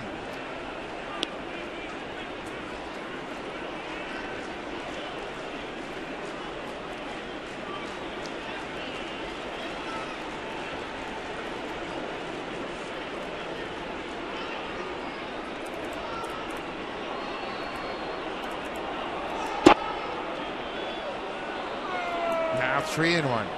Kraus has seen the ball well all night long, facing Dickey. Nobody out, runners at the corners. If he throws it 2-1 and misses, is he going to throw that fastball 3-1?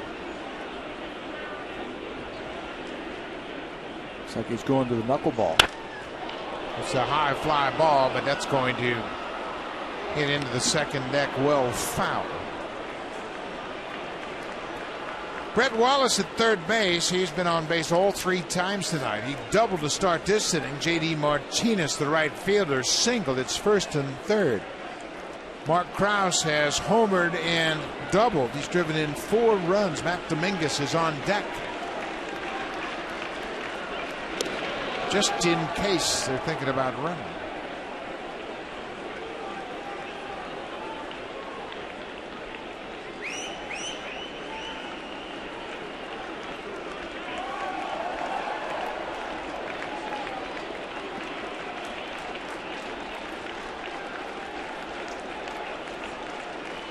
Not running. Ball is hit on the ground. This should be two. Izturis to Reyes. Back to first. Double play. Brett Wallace comes in to score. The Astros have taken the lead 5-4. Blue Jays trade a double play for a run. No RBI that time for Krause. He hit hard one more time, but right at the second baseman. Blue Jays playing double play depth with their infield. Izturis, Reyes, Lind. 2 outs. Matt Dominguez has got 0 for 2 tonight. He's 0 for 5 in this series.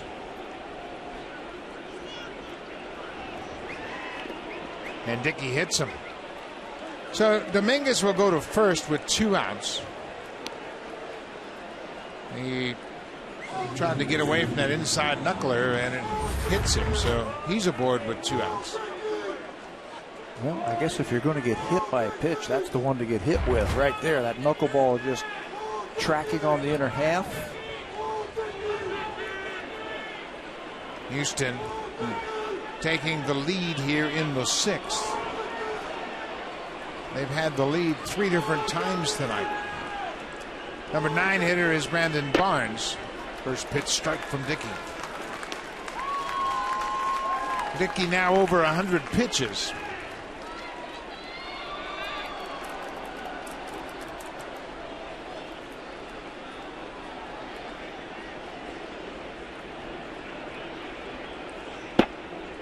He almost hit Barnes with that pitch inside. It's a ball and a strike.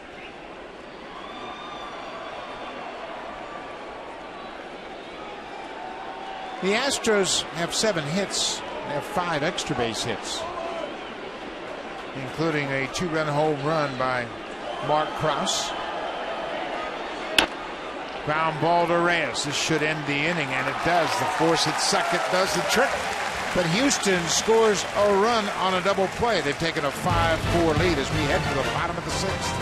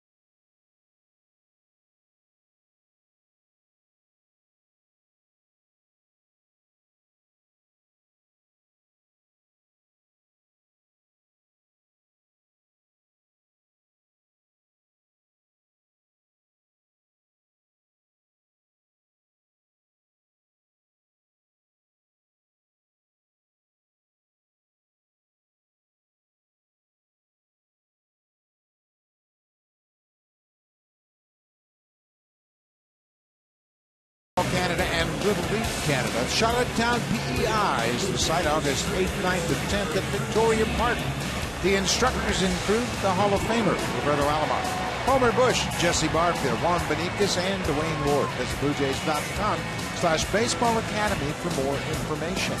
The Toronto Blue Jays are proud supporters of amateur baseball across Canada.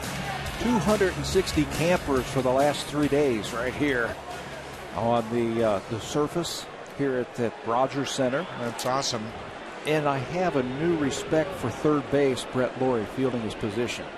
I'll You tell took you some what. grounders today? No, heck no. I'm not going to take any grounders. I must have hit 1,000 ground balls to the kids at third base. Brett Lawrie does a heck of a job because there's a lot of seams around third base. The ball is bouncing all over the place. He makes it look so easy down there. He made it look easy at the plate last time up. He had a home run off Jordan Lyles. his 7th homer of the season.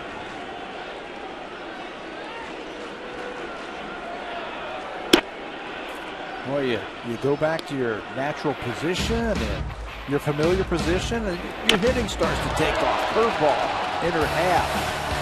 Drop the barrel right to that one for the home run. That's a good sign. There's a drive down the left side. That's going to get down for a base hit and go all the way to the wall. Laurie is on his way to second, his 2nd extra base hit of the night. A leadoff double here in the 6th. His 6th double of the season. Gets things going for the Jays in the 6th. That time he challenges him with the fastball. Laurie gets the head out once again and rips it to left field. Extra bases. Blue Jays trying to come right back again. This would be 4 straight innings that they have a chance to score.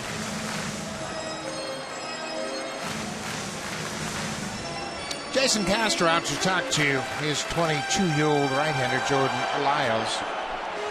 The left-hander is Travis Blackley. The right-hander is Paul Clemens.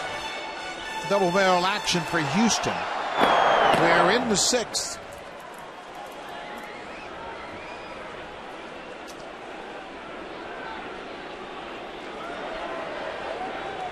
Josh Tolle, left-handed batter. Looks like Bo Porter has had time to allow his relievers to get ready. Blackley is a veteran lefty. And Tolle, a left-handed bat. That might be the call for Bo Porter.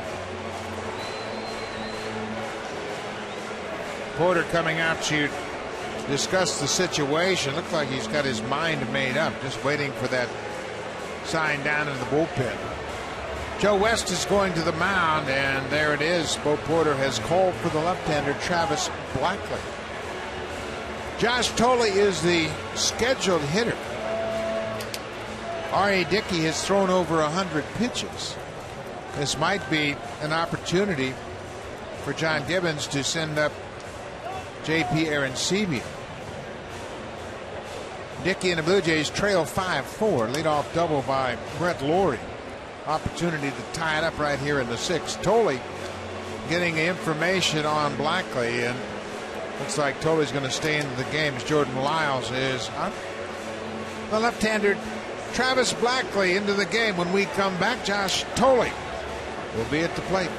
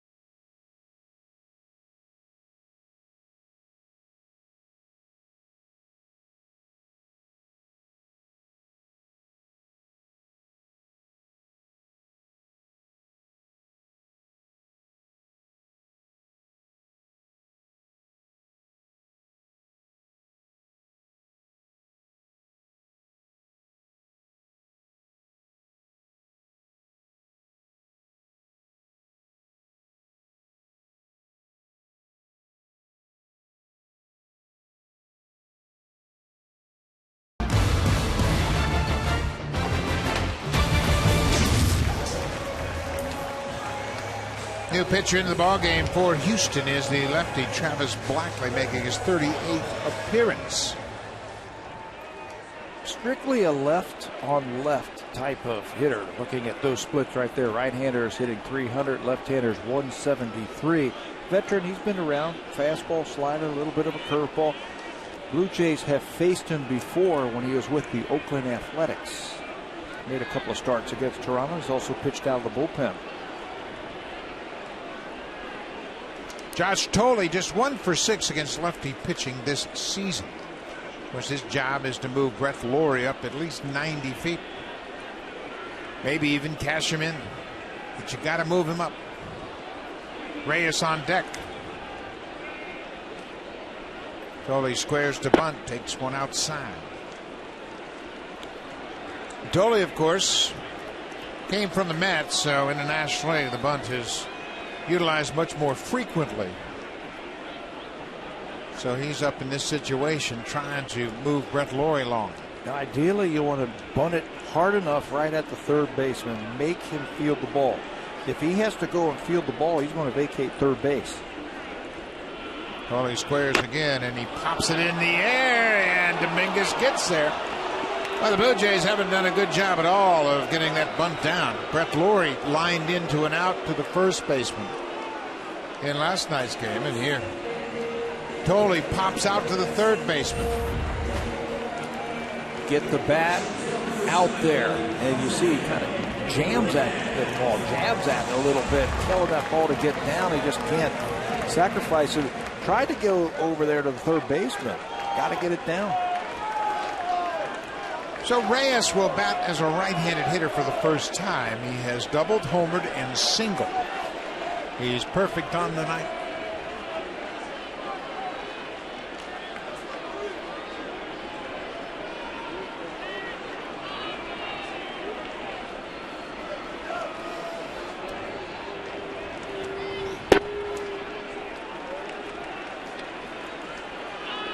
Reyes has just one at bat against Travis Backley. He's 0 for 1.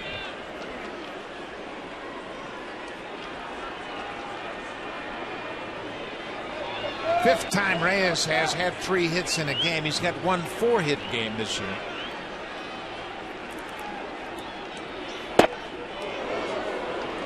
A little bit more aggressive from the right side, Jose Reyes, than from the left side.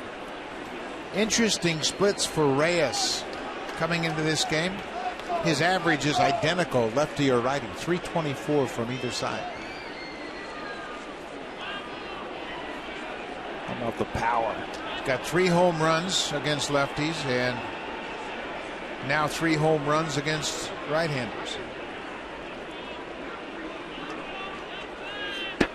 Reyes needs a triple for the cycle. He hit a cycle against Cincinnati on June 21st, 2006.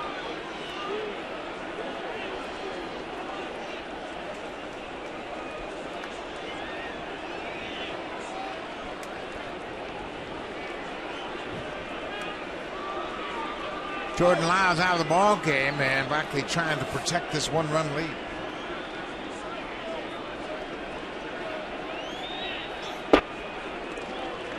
Three and 1.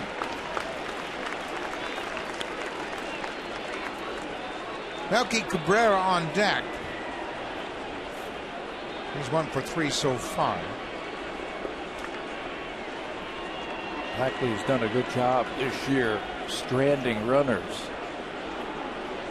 Club high 30 runners have been inherited when the veteran has come in. He is stranded 25 of them.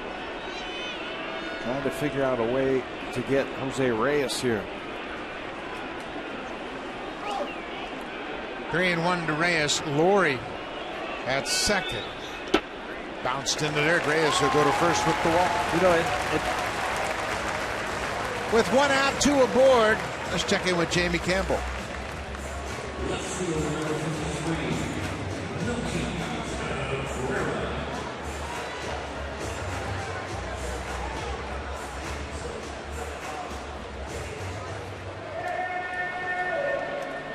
Baltimore jumping on John Lackey. He's allowed 4 earned runs on 8 hits. Tillman, as Jamie mentioned, pitching to Jim. He has 7 strikeouts over 6 innings and allowed just 2 hits. Doug Brocail, pitching coach, out quickly to talk things over with Travis Blackley. You know, that wasn't a bad idea, I think, by Blackley to go ahead and pitch around Jose Reyes. He's swinging a hot bat. Reyes. You had first base open. You've already turned one double play tonight with Melky Cabrera at the plate. Reyes, 3 hits last night, 3 more tonight. The Astros have seen enough of Reyes. Let's go ahead and put him on and take our chances with Melky Cabrera. Melky Cabrera batting right-handed for the first time tonight. First and second, 1 out. Jays trail by 1. Brett Laurie at second with the leadoff double. Reyes with the 1-out walk.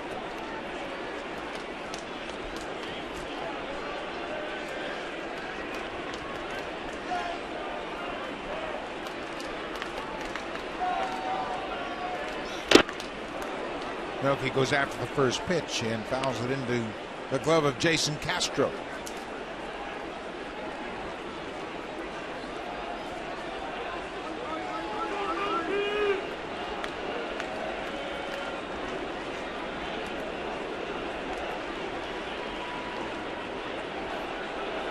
Blackley is from Australia. He was born in Melbourne. Last year, he split time with Oakland and San Francisco. Started out the season with the Giants, was let go after just 4 games, and Oakland jumped all over him. Made 15 starts and finished up the season working out the pen. I remember him getting a start against the Blue Jays. Does it overpower you? Some communication problems between the infielders and the catcher. He's just letting everybody know if they decide to take off and try and steal, where he's going to throw the ball. 0-1 to Melky Cabrera. Jammed him and he fouls it off. Blackley started out the season with the Oakland Athletics. Houston traded for him on the 4th of April. Then he had shoulder problems that forced him onto the DL. He went on the DL on the 6th of April. Went on a rehab assignment and he was taken off the DL on the 20th of April. He's ahead of Cabrera 0-2.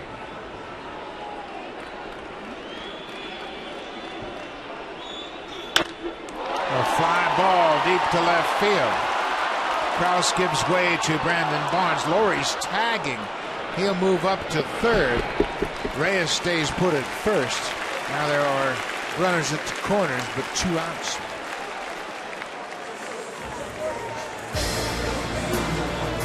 The all-new, completely re-engineered 2014 Acura MDX, the luxury SUV redefined. Experience it now at your local Acura dealer.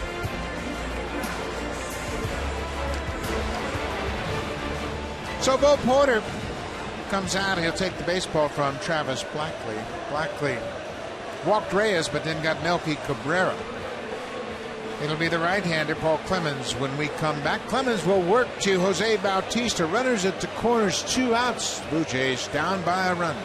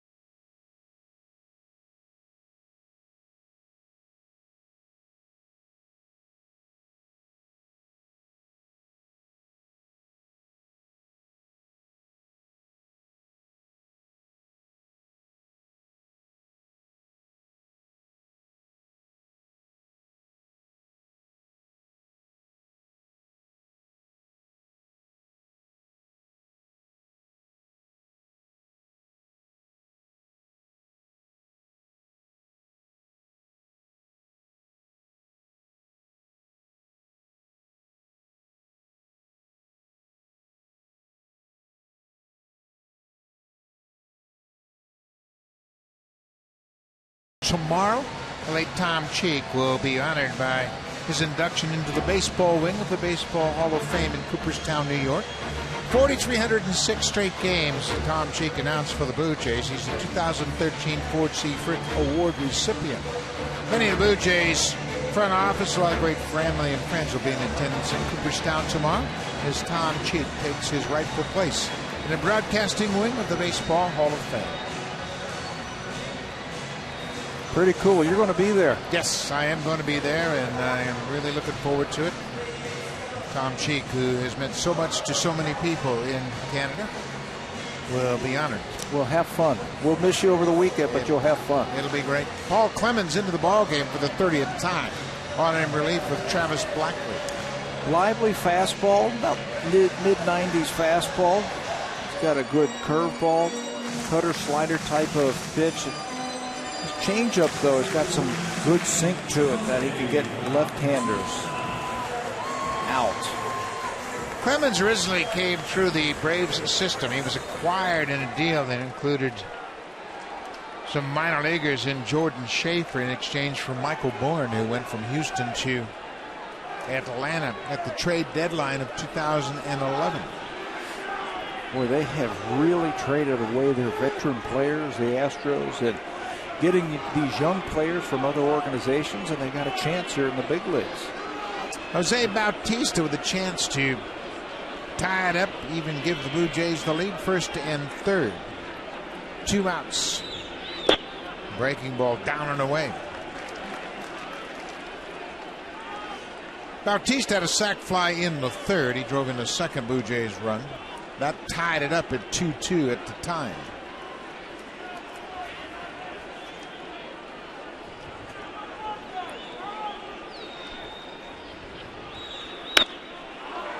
Tried to check halfway through the swing and fouls it out of play. That's what happens when you're facing pitchers that you're not real familiar with.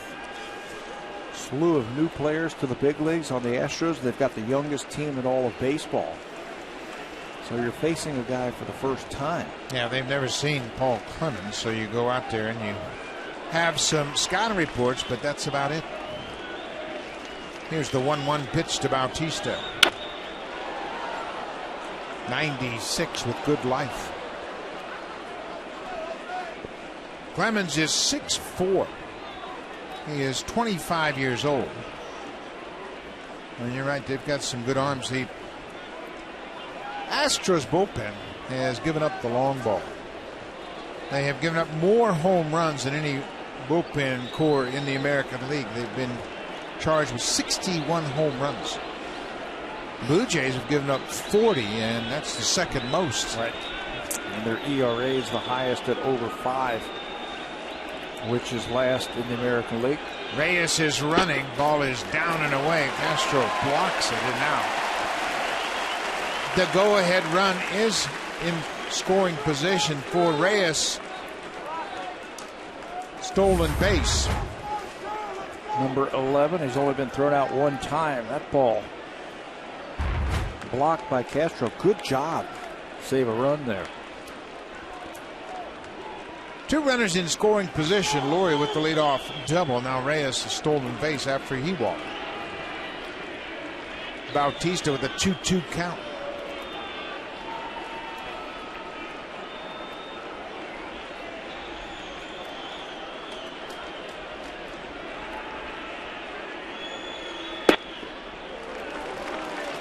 Count is full. Encarnacion waits on deck. He'd love a shot to hit here in this inning. Houston has a 5-4 lead. Threatening all night. Blue Jays, they have 9 hits and they've left 6 runners on base through 5 innings. A couple more out there for Jose. Houston's had the lead 3 different times. Full count, 2 outs. Strike 3 called. Joe West calls out Bautista. The breaking ball for strike 3. Blue Jays strand a pair. Paul Clemens comes out of the bullpen and protects that 1-run lead. R.A. Dickey is done for the night. Dustin McGowan will come in. Bautista caught looking at strike 3.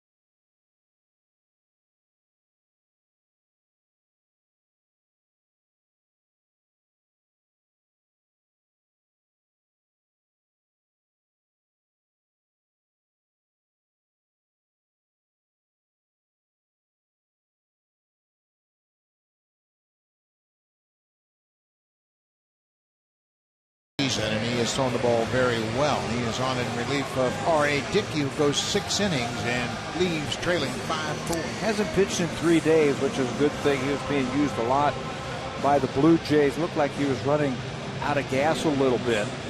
So they gave him 3 days off, and now back into the game, pitching in this one here. Got to hold it right here. The last couple of innings, see if the offense can come back. R.A. Dickey goes 6 innings. He gives up 7 hits. That leads to 5 earned runs. He walked 2 and struck out 8. 8 strikeouts, just 2 off his season high of 10. Dickey threw 104 pitches over the 6 innings, and now he'll look to Buster McGowan to keep the game right where it's at. Houston has a 1-run lead. Top of the order, Jonathan Villar, the shortstop. Villar doubled in his first at bat. He was stranded at third, and he has struck out twice since.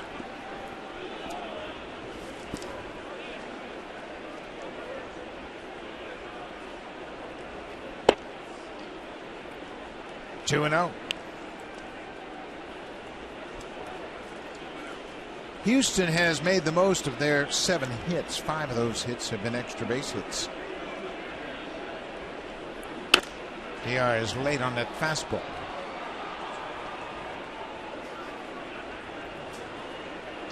Jonathan Villar was called up on Monday, made his major league debut.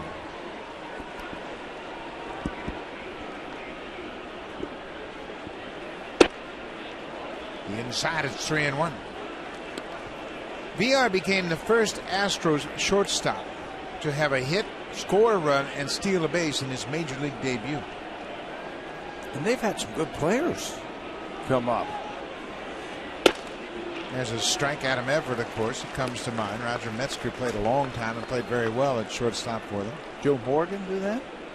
Not as a shortstop. This was as a shortstop. As a shortstop, yeah. Okay. But he is a special young player, just 22 years old, from La Vega, Dominican Republic. Hits it right back to the glove hand of McGowan, and he stays with it. 1 down. Let's check in with Jamie Campbell.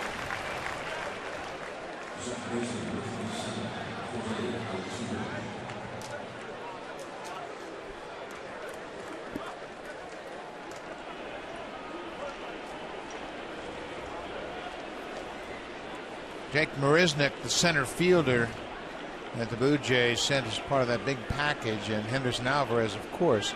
Adeiny Echeverria is leading off for the Marlins tonight. He's 1 for 4, batting .250. Alvarez went 6 innings, 2 hits, walked a batter, and struck out 5, as they have the lead over the Pittsburgh Pirates 2-0. Jose Altuve bats with 1 out.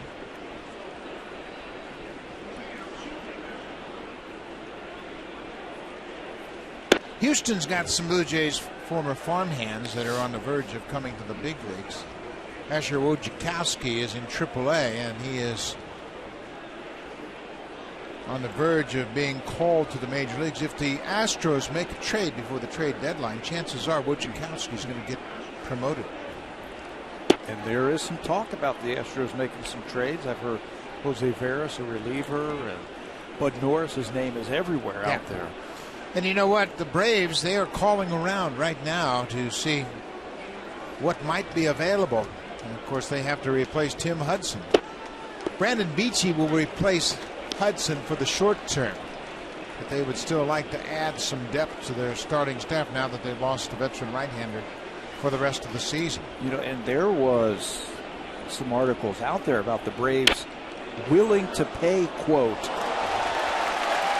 for pitching help. That is a direct quote from the Braves general manager, Frank Wren. Why do you think the Braves are so anxious to add pitching? I know they lost Hudson, but they've got an 8-game lead in the National League East. I don't think they're thinking about winning. I think they're thinking the big picture, the playoffs and the World Series. Altuve will take ball 4. He works McGowan for a 1-out walk. Yeah, the Braves are all about championships, and Mark Burley just came to the Blue Jays, and the thing about Burley is he's got a big price tag. He's going to make $19 million next year and $20 million the following year. And I bet you the Braves are thinking short term. when we're talking about contracts. Maybe a guy who is a free agent at the end of the season that you could rent him for this year. Tim Hudson's going to come back. They've already said that.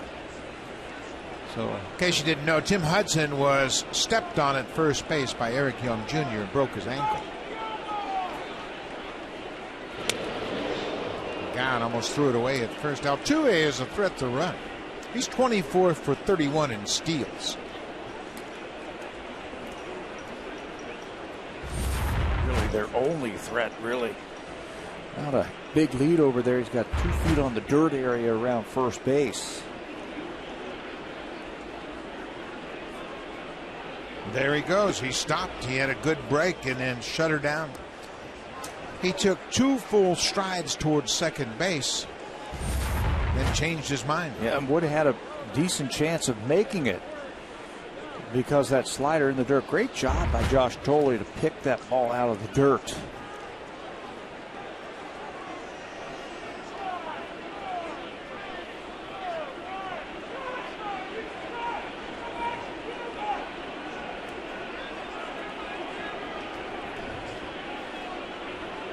Altuve got a running start and he still didn't believe it. McGowan was set. Altuve broke before McGowan had ever moved, and Altuve got in the middle of the base path and thought, I better stop. But McGowan walked in on the target. Watch the runner at first. He breaks and then said, whoop, what's going on? He had too big a jump. That's where, as an infielder, you got to scream, step off. Right there when a guy breaks that early so that pitcher hears that, steps off, and Altuve would have been out. 25 steals now for the Astros second baseman.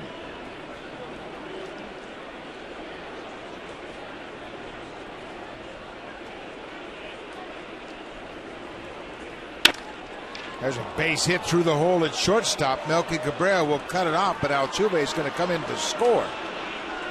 Jason Castro with the insurance run RBI. Drives in Altuve from second base.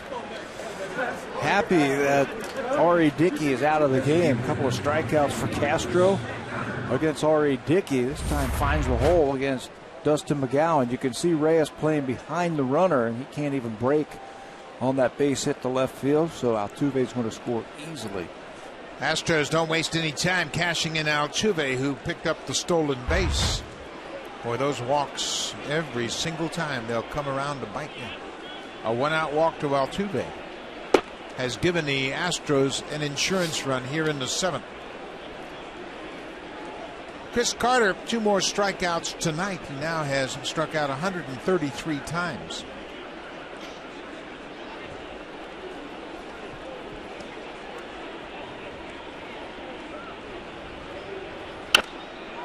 Pop straight back out of play.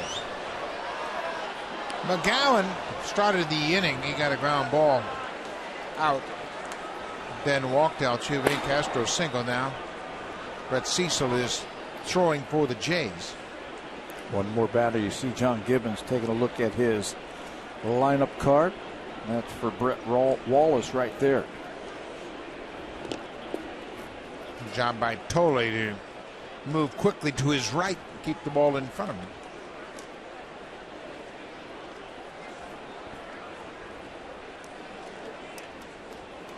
R.A. Dickey went 6 innings, charged with 5 earned runs on 7 hits. And now McGowan has given up a run here in the 7th.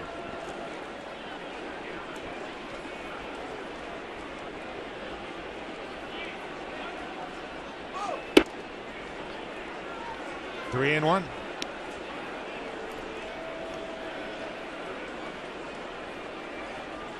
The Astros, starting out on this 10-game trip, went 1-5 in their last homestand. They were swept by the Mariners at home and lost 2 of 3 to Oakland.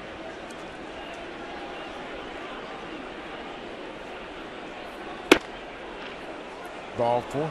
Second walk issued by McGowan since he's entered the game. John Gibbons already out of the Blue Jays dugout. He's got Brett Cecil ready, and he makes the call. So McGowan gets the first batter he faced, and then a walk, single, and now a walk, and he'll be done. Brett Cecil will come into the ballgame to face Brett Wallace, who's been on base 3 times tonight. Houston with a 2-run lead.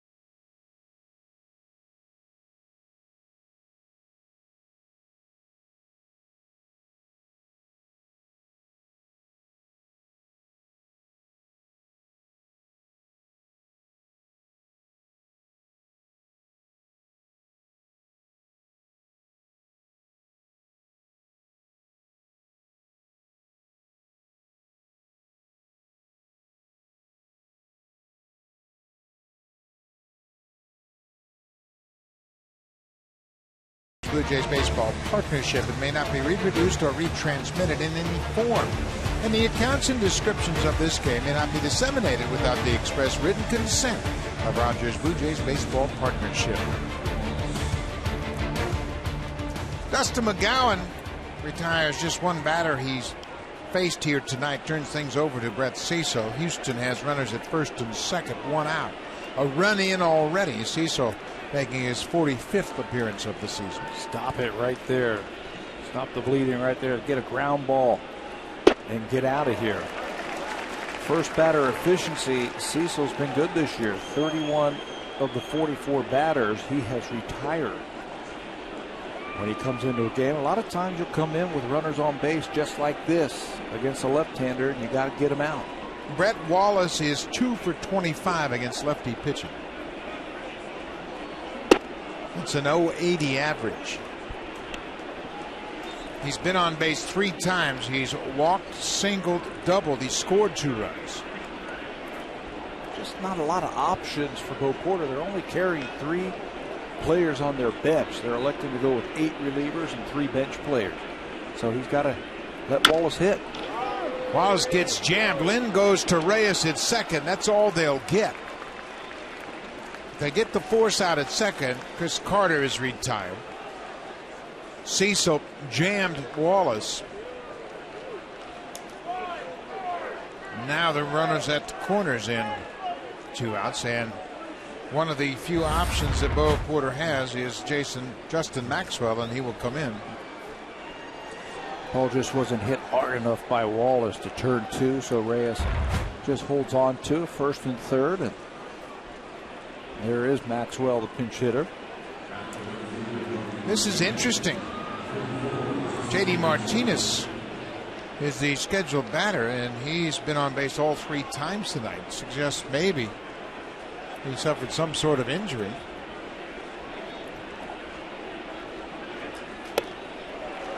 Maxwell started in the game last night, went 1 for 3, had a single off Mark Burley in the 5th. It's the first hit of the ball game for Houston.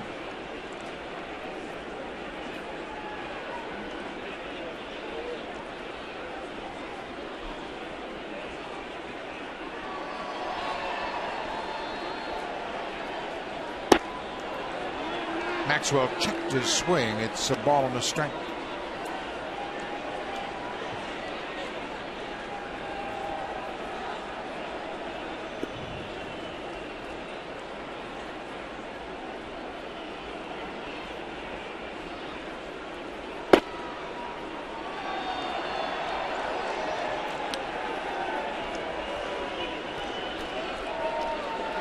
really find this interesting that Maxwell would pinch hit in this situation, and there was nothing we saw from watching J.D. Martinez.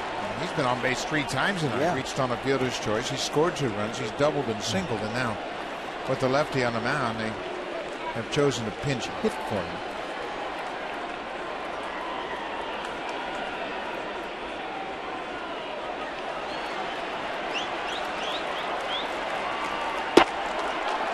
Three and one.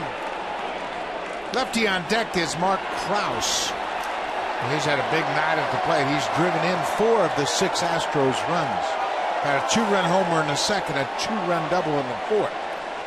He hit into a double play in the 6th. That knocked in a run, but not credited with an RBI on a double play ball. Maxwell hits a soft one-hopper to short. The inning is over, but the Astros tack on a run. But Cecil gets out of it. Strands a pair, but Houston leads 6-4. We'll go to the bottom of the 7th.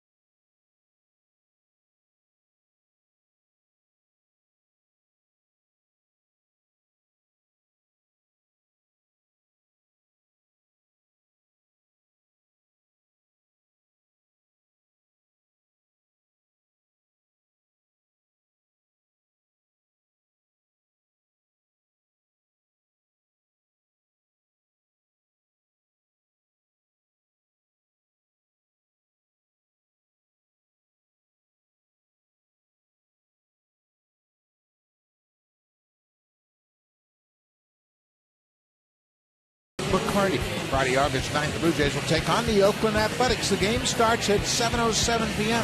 Come on down to Rogers Center early and check out the pregame festivities happening outside of Gate 10. You can win great prizes, enjoy the live music, and there's a licensed area. Gates open at 4:30 p.m. Call the Blue Jays for tickets at 416-341-1234. Log on to BlueJays.com. Stop by most Rogers Plus locations. Summer Fan Friday festivals right here at Rogers Center. Middle of the order for the Blue Jays. It'll be Encarnacion, Lind, and Rasmus to bat in the 7th. Blue Jays are down by 2.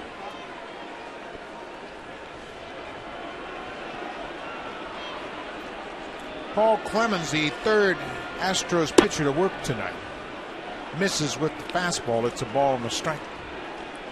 Justin Maxwell, pinch hit for J.D. Martinez. He takes over defensively in right.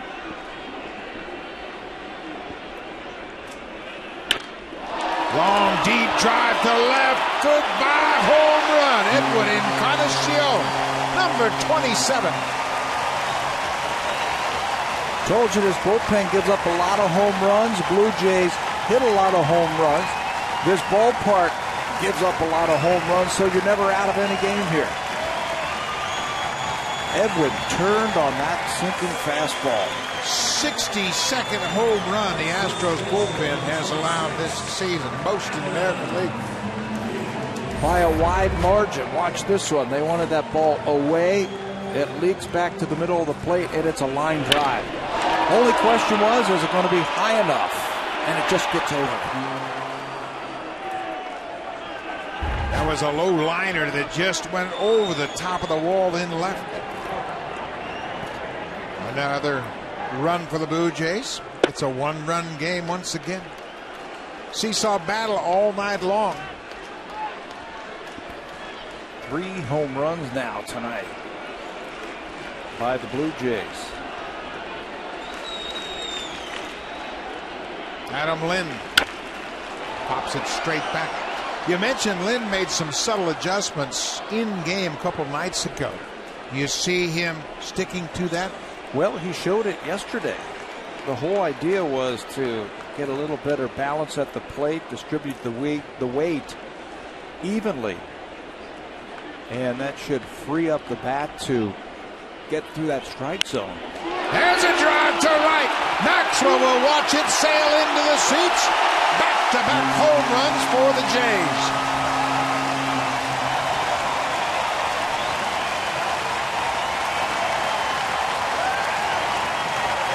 Just the second time the Blue Jays have gone back-to-back with homers this season. For Lynn, number 12, and it's tied once again. And once again, the adjustments that he made. Just missed a home run last night. Frees up that body. That bat comes zooming through there, and that ball is crushed to right center field. Number 12. Watch the catcher. Watch him dive for this ball that's down and away as Lynn finishes it off. Castro has to go to a knee. A 4-homer night for the Jays.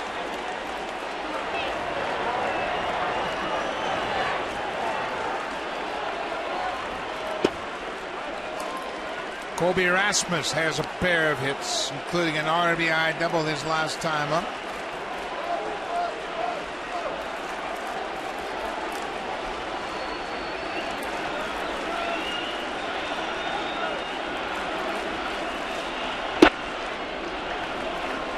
Rasmus takes a strike. Colby is 2 for 3. For Lind, it's his first home run since June 26, a span of 23 games. Rasmus high and deep to right. This ball is off the wall. He's headed for second. Maxwell bobbles the ball, and Rasmus took his eye off it. Now he will go into third. It'll be a double and an air charge to Maxwell. Just into the ball game for defense after pinch hitting. Boots the ball. Boy, they're laying out some frozen ropes right now against Paul Clemens. Rasmus. High fastball, and he rips it. Just like Encarnacion, but he just doesn't have the distance. Line drive. And watch Maxwell bobbled the ball, and Colby Rasmus is going between first and second and just conceded the double instead of picking up his third base coach. Luckily, he gets to third base after the boot. Yeah, he had conceded that it was going to be a stand-up double, took his eye off Maxwell, and he was kicking it around and right. It's an error on Maxwell. The first error of the ball game, and boy, the Blue Jays have hit the ball hard here in the summer. Homer double. They have now out-hit the Astros 12-8. Doug Brocail out with some encouraging words for his reliever, Paul Clemens. Reyes has 3 hits and a home run. Laurie has a home run and 2 hits. Encarnacion has a double and a home run. Lind with a home run. And Rasmus has 3 hits, including a pair of doubles. The infield is in, nobody out. Meiser is Sturis. The Blue Jays' best clutch hitter over the last month.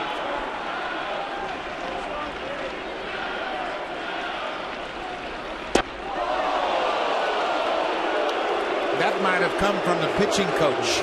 Hey, they're taking pretty good swings off you. You better do something about it. Yeah, not necessarily hit them, just move their feet. We talked about that yesterday. Move their feet, lose that toe hold at the plate. Not a bad idea. Now, if you're the hitter, look for something out over the plate and hit it hard. It's the best payback you can have. No question. He hits it hard. That's going to get down and go to the wall. Rasmus comes in to score. Storis will end up at second with a slide, and the Blue Jays have stormed all the way back.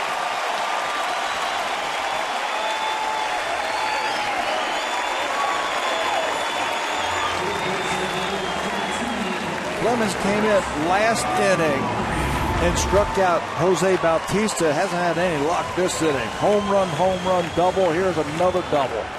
That ball looked like a two-seamer that went right to the barrel of Storis' bat, and he turned on it.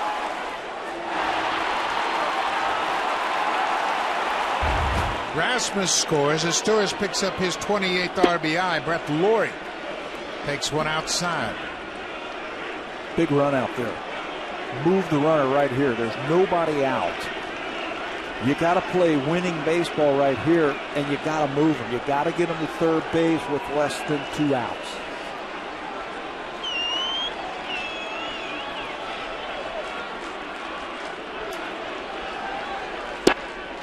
Lawrie takes ball 2. And it looks like Brett Laurie's trying to do that. Steve Delabar now up in the bullpen, stretching out. Boy, you make a great point. This is a big opportunity to add to your lead. Runner at second, nobody out. You got to move him at least 90 feet.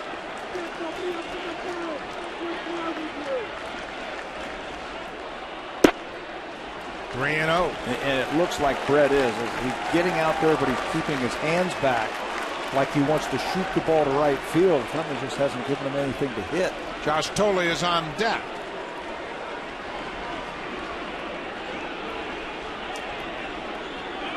Good night for Chad Mottola, the hitting coach. Lawrie takes a strike. It's 3-1. Even though you have the count in your favor, you still have to keep the mindset of moving up that base runner. Sure, you can knock him in. Yeah. But go back the middle of the field. You're not trying to move the runner and making it out. You're trying to get a base hit. Lawrie will take ball 4. Pitch in the dirt. Laurie's been on base 3 times tonight. Well, the bullpen has been a real problem for Bo Porter. And we talked about the home runs. They have now given up 63 home runs out of their bullpen. It's tough for a young team when you give up the lead late, like you're seeing from this team. At 15th in ERA, hits per 9 innings, home runs, strikeouts per 9 innings. That's probably the last place where you start to rebuild as your bullpen. Well, that's a great statement, because the starters do their job, and you think about starting, and then the relievers are kind of the last piece to the puzzle. Josh Tolle popped out on a bunt attempt in the 6th. He squares around and jumps back. That ball hit him. Bases are loaded. Boy, the wheels have fallen off for the Astros here in the 7th.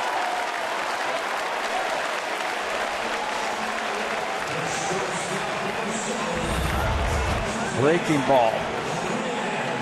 Tolle squares around the bunt, and here it comes. It's just tracking right to the inner half, hits him right in the shoe. Still nobody out. And looks like he's having a problem with his thumb, like he's got a blister or a cut or something like that on his throwing hand. This is just buying some time right here for the Astros. They got double barrel action in the bullpen. Bo Porter sitting between Eduardo Perez and his pitching coach, Doug Brocail. Hector Ambriz is the right-hander. Wesley Wright is the left-hander, and Bo Porter will call for the left-hander, Wesley Wright. He just had to make sure that Wright had enough time to get loose. So Paul Clemens got an out to end the 6th. He struck out Bautista, but he hasn't retired a batter here in the 7th. Wesley Wright, the lefty, will come on to face Jose Reyes, who's had a perfect night. He's 3 for 3 with a home run and a walk.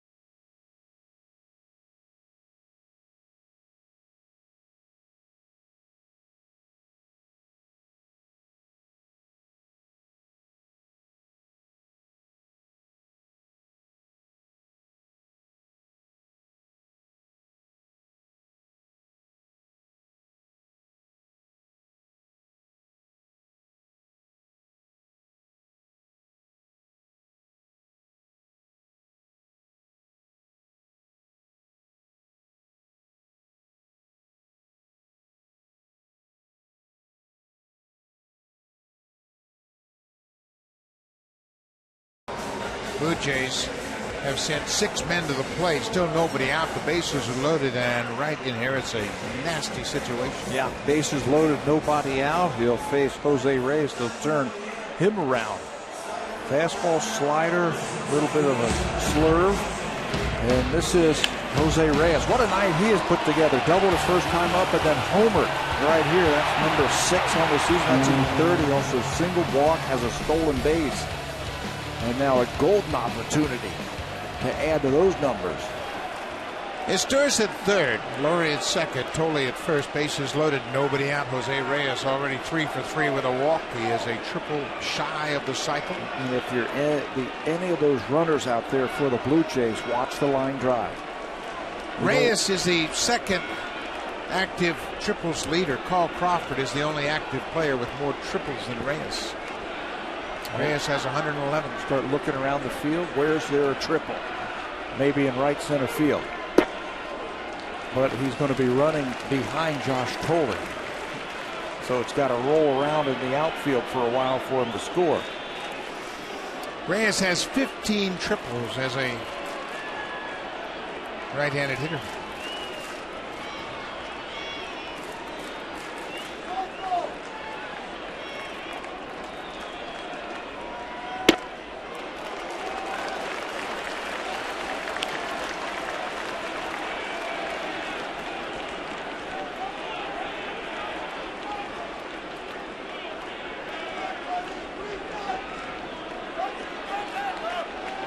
Jeff Fry is the last Blue Jays batter to hit for the cycle.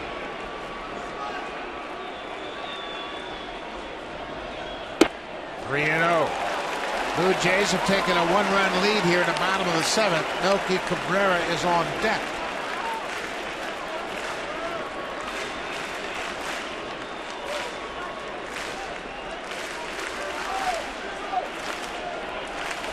Reyes has had 1 4-hit game this year. Leadoff, he'll take ball 4 and the second run. Now it's 8-6 as Reyes picks up his second RBI of the night. And this has the makings of a big inning. You're heading towards the power of the lineup for the Blue Jays. Still nobody out. Still bases loaded. Meiser Torres scores from third.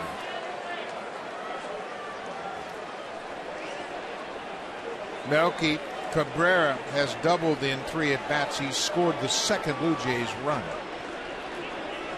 8-6 Jays, a 4-run inning. Still nobody out. Strike 1 to Cabrera.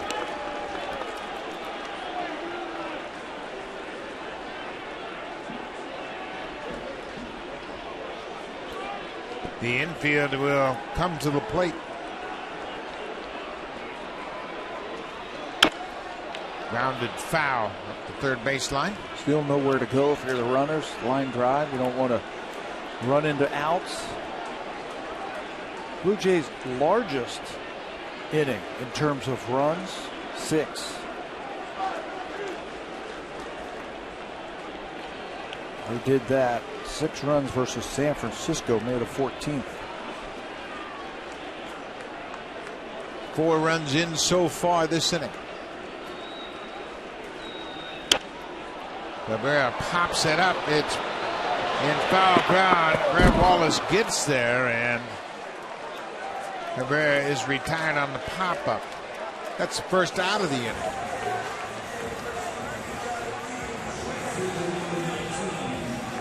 Now, Bo Porter is back out of the Astros dugout. He's made the call. He wants the right-hander.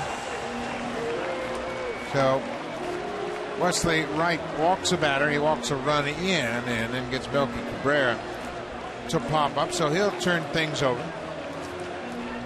Hector Ambrose comes out of the bullpen when he comes back. Still 1 out. Bases are loaded. Blue Jays going over the scouting report.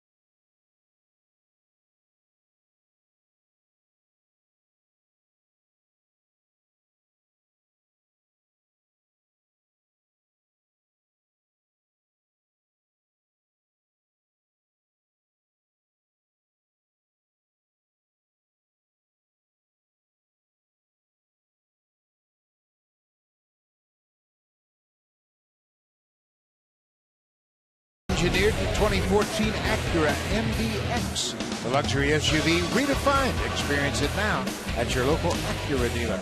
Tonight we're going to call it Drives of the Game, and that's going to belong to Edwin Encarnacion, and right behind him, Adam Lynn, homers. How about Drives of the Inning? As the Blue Jays putting on a power show, 4 home runs tonight, back-to-back. Just the second time this season they've gone back-to-back with home runs. Encarnacion, his 27th, for Lynn, his 12th, and that started the inning. Hector Ambriz will come out of the bullpen. Ambriz making his 43rd appearance of the season. Former member of the Arizona Diamondbacks organization and the Cleveland Indians. It was a Rule 5 draft out of the Diamondbacks organization by the Indians. Then they released him last June, signed with the Astros. Here he is. Fastball, slider, a little bit of a splitter. Jose Bautista's the 9th man to bat this inning. Bases loaded, just 1 out.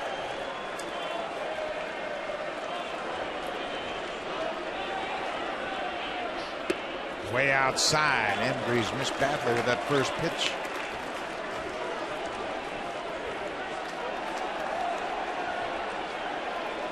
Bautista drove in the second run back in the 3rd inning. That tied the game at 2-2 at the time. He had a sac fly to left.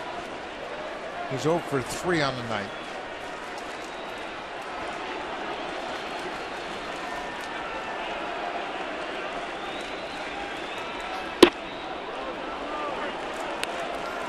Ball on his strike. 94 miles an hour from Ambriz. Yeah, he's got a good fastball. Sits at about 95. Slider. Ambriz grew up in California, Orange, California. Went to Valencia High School.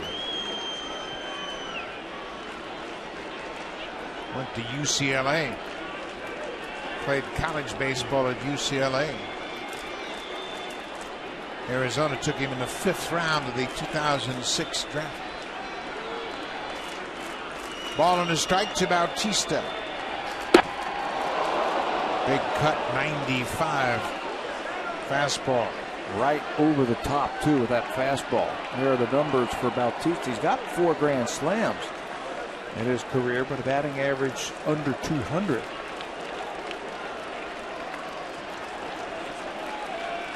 Blue Jays have scored 4 runs this inning. Trying to kick the door wide open. They lead 8-6.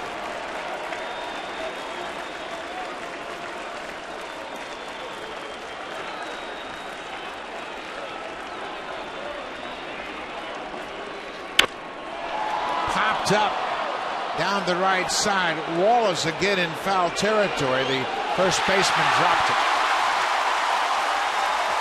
He was more concerned about Laurie tagging at 3rd. Ball went off his glove. He was trying to turn his body to get an angle to make a throw to the plate and drop the baseball. Yeah, understandable too, but when you have a chance to get it out, you've got to get it out with the number 3 man. Watch him fading over into foul territory. And you're right, he was setting himself up to plant and throw the ball back home. Laurie's tagging up, thinking about trying to advance on that short pop-up, but we'll get to do it all over again. Wallace will be charged with his 2nd error. Bautista has life. It's still a 1 ball, 2 strike count. Still just 1 out.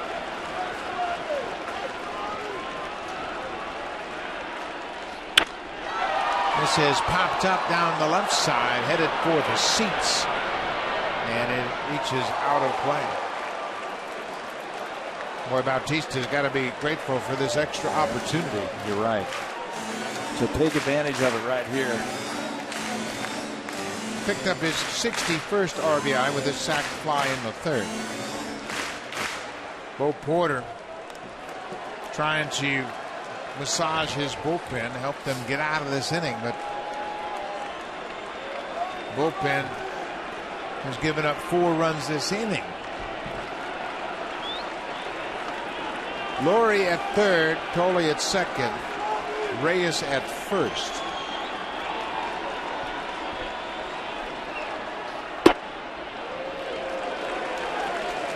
Bautista with a 2-2 count.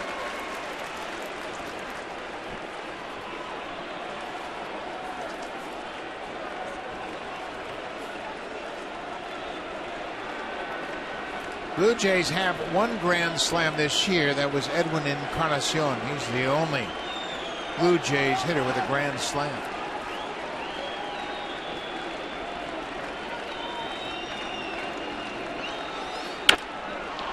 This is popped up again on the right side. Wallace out, gives way to Altuve. Infield fly rule is in effect.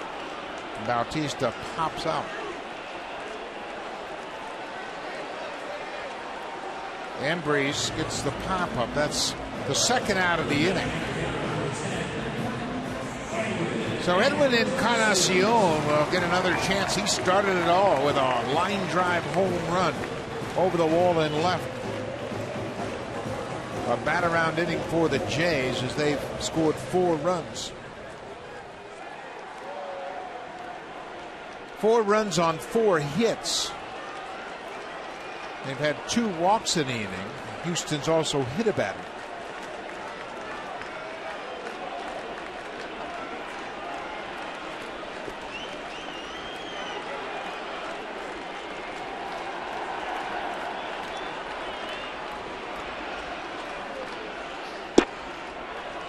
Ball 1.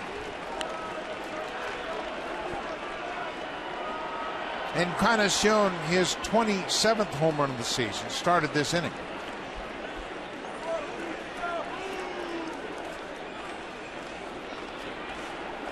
Boy, he knows he's got to come to him right here. No place to put him. 2-0, missed with the slider.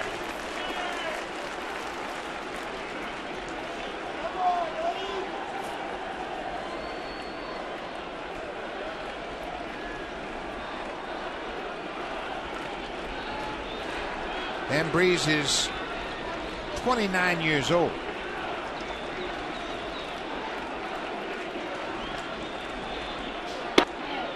(3-0). Blue Jays have already had 1 bases loaded walk this inning. Reyes was credited with the RBI when he walked facing Wesley Wright.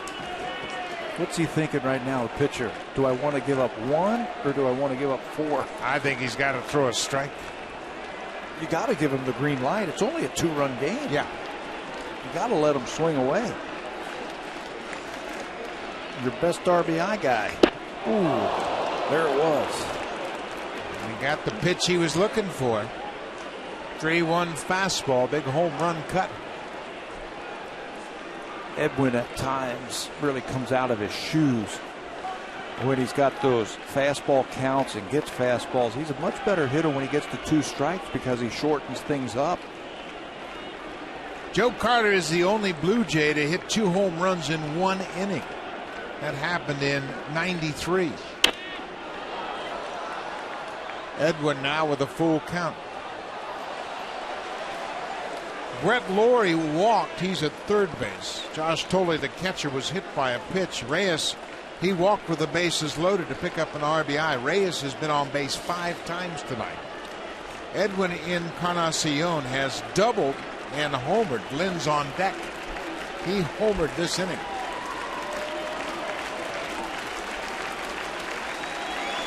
Full count, 2 outs. The runners will be moving on the pitch. There they go. Swinging a drive. Line drive to left. Get out of here. Home run.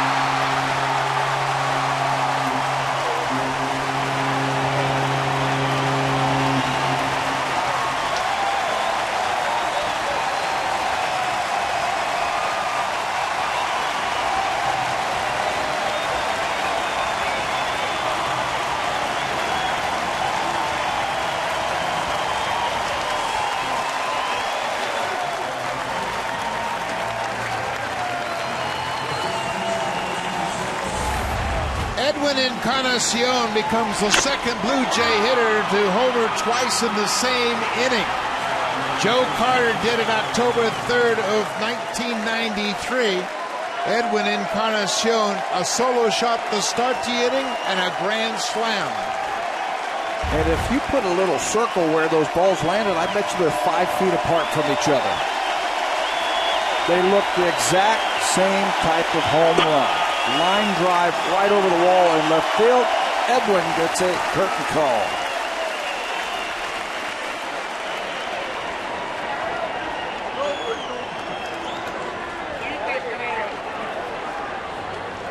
Edwin,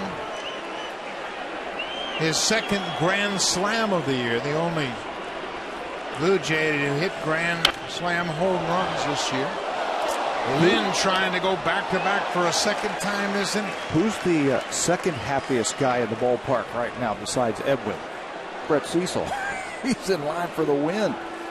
He got the last out in the top of the inning, and the Blue Jays explode with their biggest inning of the season with 8 runs so far. He's in line for the W.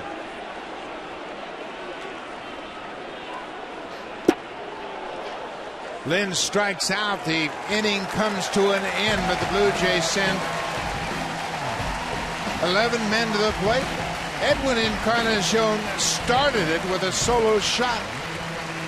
Lynn goes back-to-back, just the second time the Jays have done that. And then for good measure, Encarnacion does it again.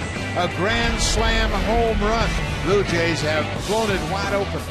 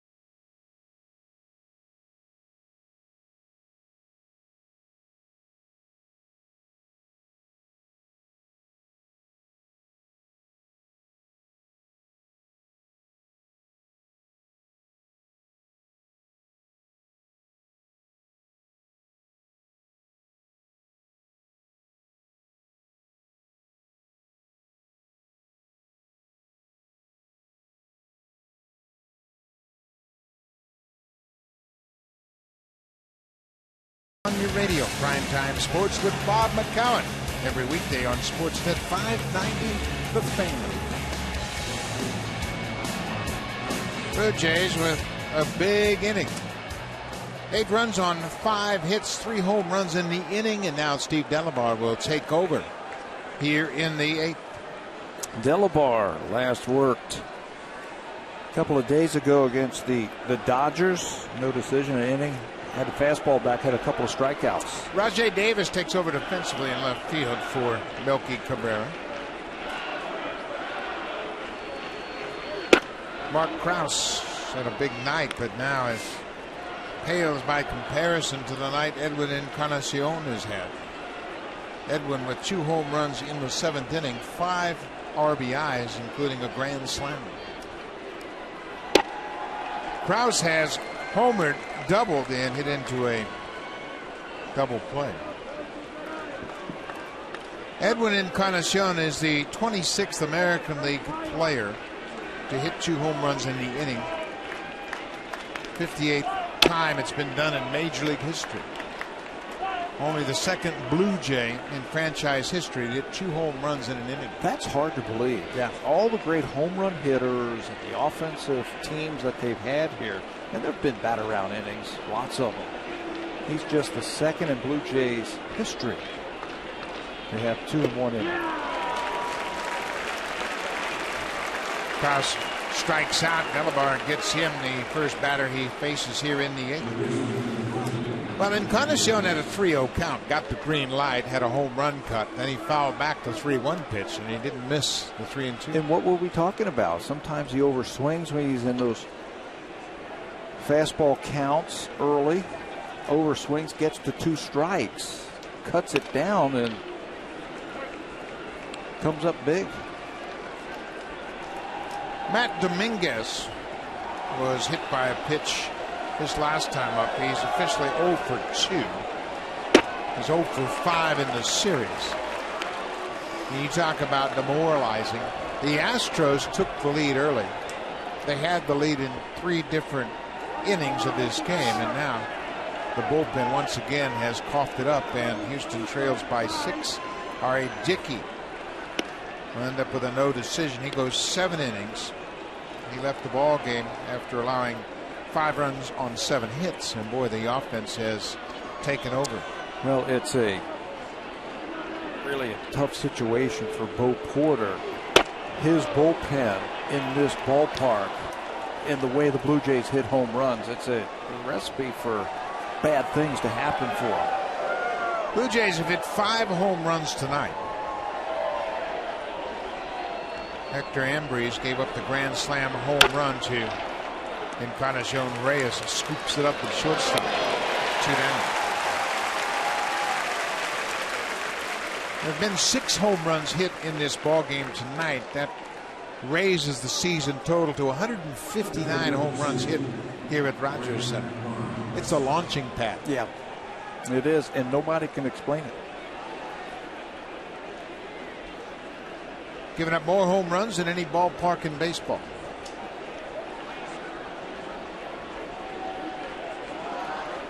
Brandon Barnes, the center fielder, takes one outside.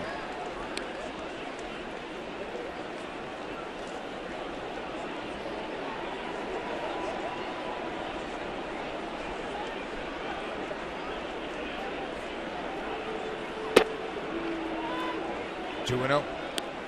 Brett Cecil came on to pitch the Blue Jays out of the 7th inning. He got a couple of fielder choices and stranded a pair of base runners. There's a bouncing ball, big hop at short. Reyes won't find the handle. Brandon Barnes will reach. Should be an infield hit. Took a funny hop. He went to grab that high hop. It had topspin on it. And when he reached into his glove, he couldn't find the handle. That's the turf that I was talking about early. You're not going to get many true hops here, especially with the ball spinning like that. So it will be a hit.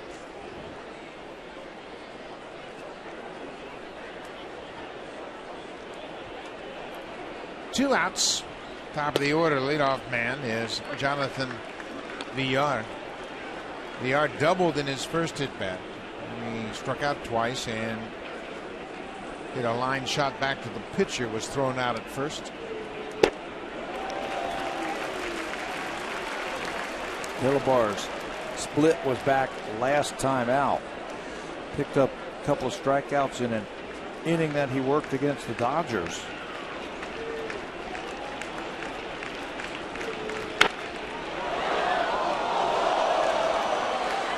Brandon Barnes was indeed credited with an infield hit. 8th hit for the Astros. Check that, it's the 9th hit for the Astros tonight. Downstairs, it's a ball in, 2 strikes to the Astros shortstop.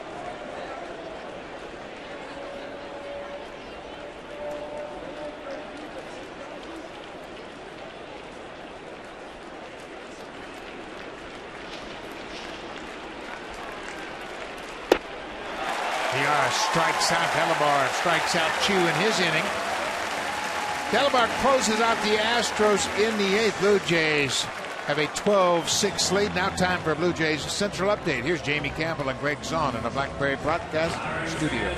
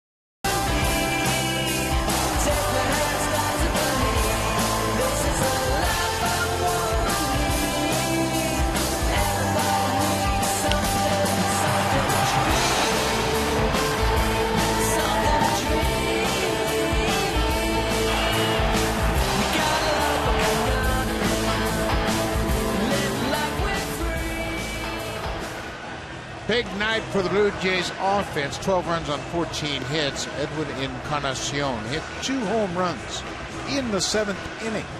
Had a solo shot to start the inning. Had a 2-out grand slam. Becoming just the second Blue Jays hitter in franchise history to hit 2 home runs in 1 inning. New pitcher for the Astros will be the big right-hander Jose Cisneros. He's making his 24th appearance of the season. And he's 24 years old. 2-1, 338 earned run average. Sinker, slider, changeup. He can strike you out. 40 strikeouts in 40 innings. He's also given up 40 hits.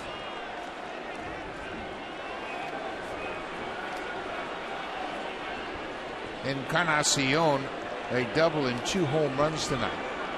Now has 28 home runs and 80 RBIs. Colby Rasmus has had a good night at the plate.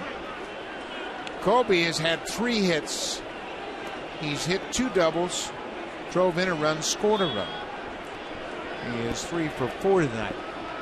His average up to 271.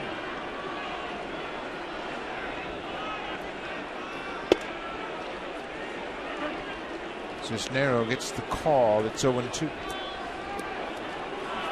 Led the California League in strikeouts per 9 inning a couple of years ago. He's got a good arm. You can see that good moving fastball that he has.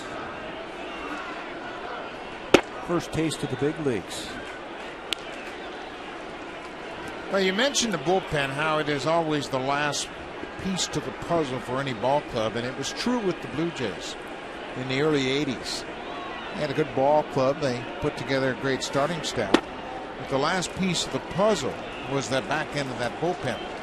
They went out and brought in Bill Caudle and Gary Lavelle, and they both didn't get off to great starts in '85, but then they went down and brought Tom Hinkie up, and that changed the entire fortunes for the organization. Isn't that something? You have one guy that has that type of effect on the bullpen. And then after Hinkie, of course, it was Ward and Timlin, and then Wells and Stottlemyre, and the bullpen continued to be a real strength of this organization for a long time.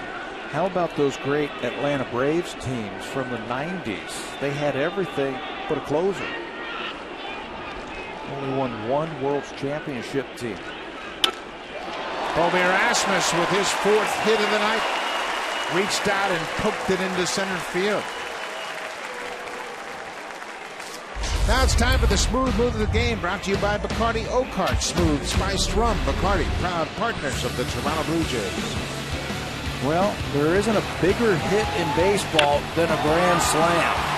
And Edwin's going to taste that for the 2nd time this year. Line drive to left field, clears the sacks. Part of a 5 RBI inning for Edwin Encarnacion. Meiser is Stouris. And a big RBI in the 7th. Drove in Colby Rasmus with a double into right.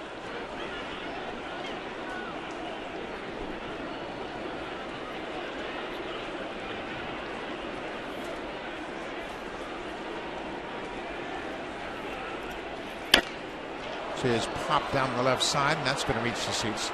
Rasmus with 4 hits tonight. 2nd time he's collected 4 hits in a game this season. He also had a 4-hit effort on the 31st of May at San Diego against the Padres. That was that extra inning game. The 17-inning game, Rasmus was 4 for 7 in that game. That swing he had, that last swing, that was smooth right there. Almost effortless. Taking that ball the other way. Is Stouris behind 0-2. He lines it to the second baseman. Altuve can't make a throw as he was knocked back. That ball was hit hard. If he stays on his feet, he's got himself a double play. Well, Brett Laurie, he's had a good night at the plate. He hit his 7th home run in the 4th inning. That made it a 4-3 Astros lead. Then he doubled in the 6th. Maybe his best at bat was the walk he took in the 7th.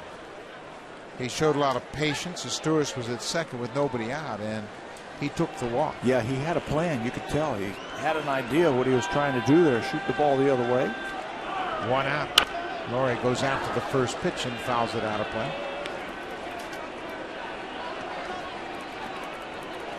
It is 12-6. Excuse me, Pat. 12-6 Blue Jays. Yeah, and they're setting and tying a lot of yearly records here for most this, most that. Most home runs in a game with 5. They've tied that. They've done that 2 other times.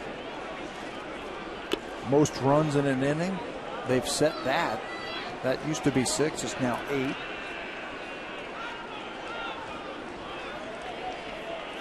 Blue Jays have been struggling to get their offense rolling. Last night they beat the Astros 4-0 to snap a 7-game losing streak. Or he stays alive. They've also had 12 extra base hits tonight, which is a season high. It was 9 against Tampa Bay back in May. 12 extra base hits tonight out of their 15 hits. That'll lead to a lot of runs for sure. They've scored 12. Laurie battling Cisnero.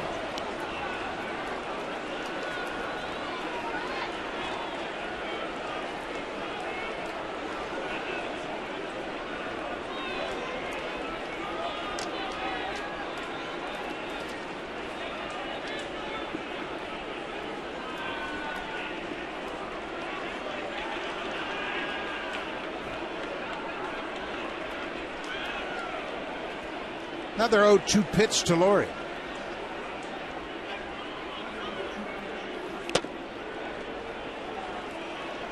Scooped by Castro. That ball skipped off the dirt.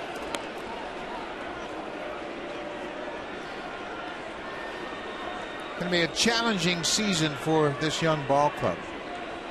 You get a decent effort from your offense tonight. They had taken the early lead. Fell behind, came back, took the lead again, but you got to show patience. You got a lot of young players that are getting their feet on the ground in the big leagues. Bounce towards second. Altuve flips to VR at second, and they can't turn to. Laurie got out of the box in good shape. VR has a strong arm, but Laurie's got too much speed. Those two together are going to be fun to watch over the next few years. Altuve at second base, good hands, flips it, and then that VR kid, he's got a nice arm. I didn't think they had any chance or would even come close to turn 2 against Brett Laurie. But he is down right before that ball hits in the glove of Wallace. 2 outs. Josh Tolley was hit by a pitch in that 8-run 7th inning. You know, Buck, I don't know if you've ever played on a team that was going through the troubles like the Houston Astros. I did. And it's tough. It's tough to come to the ballpark, but you've got to remain positive. It's very hard on the manager and the coaching staff. You know, when you go to the ballpark knowing that you're undermanned every night. Bouncing ball up the middle. VR gets a nasty hop, uses that strong arm, and the inning is over. The Blue Jays will go to the top of the ninth. They have a 12-6 lead, trying to make it 2 in a row against Houston.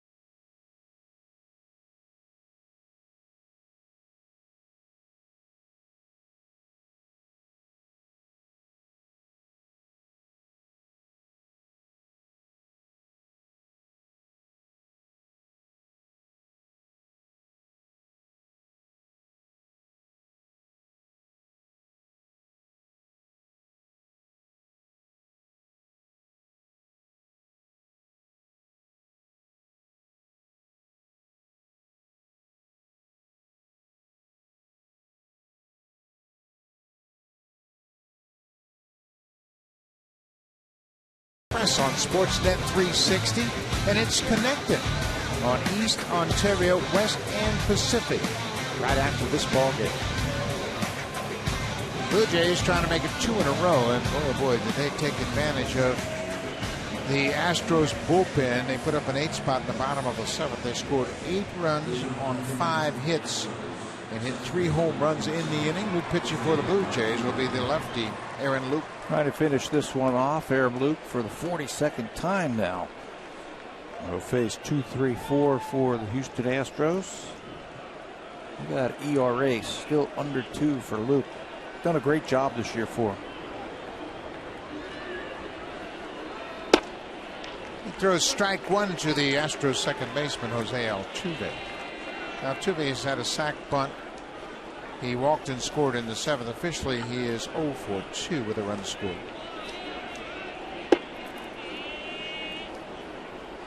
Blue Jays need to string some games together, obviously, at the start of play. 9 games under 500, 14 back in the AL West, and looking dead into the eyes of a 10-game road trip. Altuve gets a leadoff single in the 9th.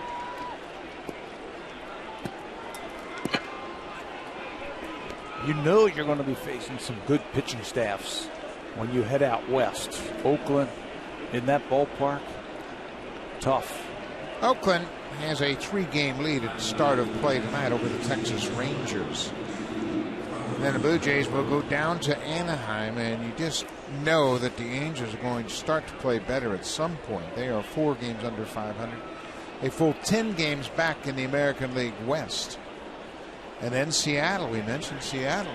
They've won 9 out of 10. And they have played well. They're scoring a ton of runs. Their offense is red hot in July.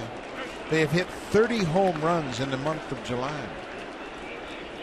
Chris Corcoran, the backup catcher, is a switch hitter batting right-handed against Aaron Luke. He is batting for Jason Castro.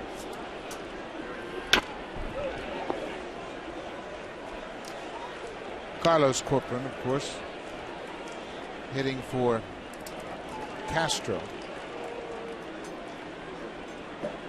You know, one other thing on that road trip, when we talk about the Oakland A's, they're 30-16 at home. I mean, that team is built for that ballpark. They can pitch it. Strike 3 called, and Corcoran strikes out. So there's 1 out. Now for a preview of what's coming up next on Connected. Here's Brad Fay and Ivanka Osman.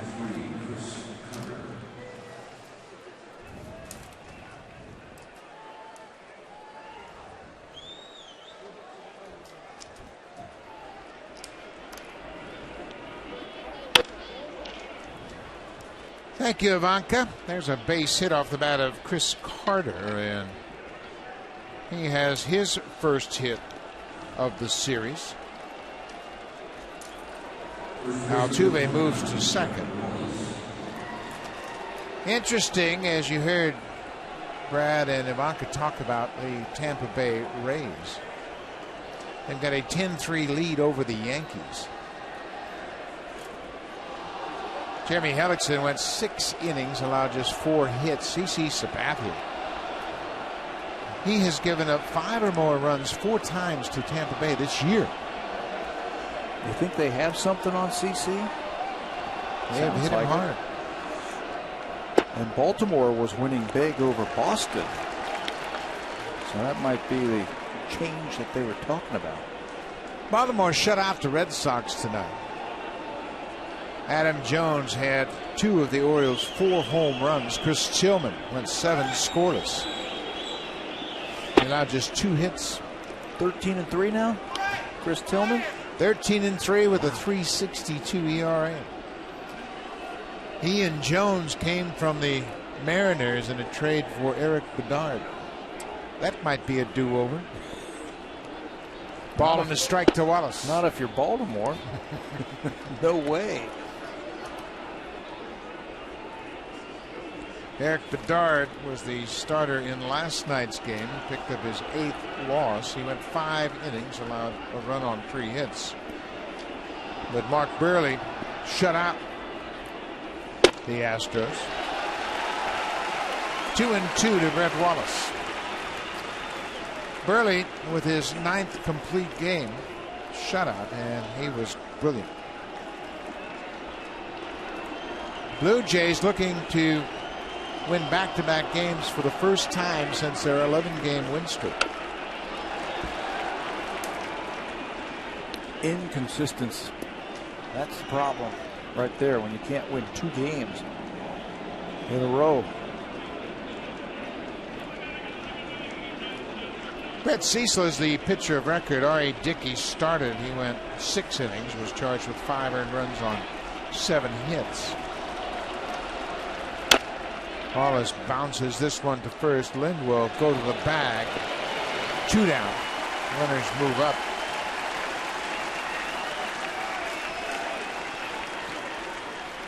Justin Maxwell will bat for a second time. He came into the ball game in a curious move. He pinch hit for J.D. Martinez with 2 outs in the 7th. Martinez had 2 hits and 3 at bats to that point. We were given no indication that there was an injury, but it was certainly one that might suggest there was. Haven't heard anything. Maybe they had the lead at the time and they wanted to put their best defensive team out on the field. Bouncing ball, gloved by Asturias. Nice play to end the ball game. The Blue Jays made it 2 in a row against Houston. Big night for Edwin Encarnacion, his 2nd grand slam of the season. 2 home runs into the 7th inning. Yeah, better late than never for the Blue Jays. They had to fight back 3 different times against the pesky Houston Astros before they threw that 8 spot up there. Now just keep rolling tomorrow afternoon against this same ball club. Blue Jays win at 12-6. They pounded out 5 home runs. Coming up next, it's Blue Jays Express on Sportsnet 360. It's connected on East Ontario, West End Pacific. Thanks for watching Game 3 tomorrow afternoon.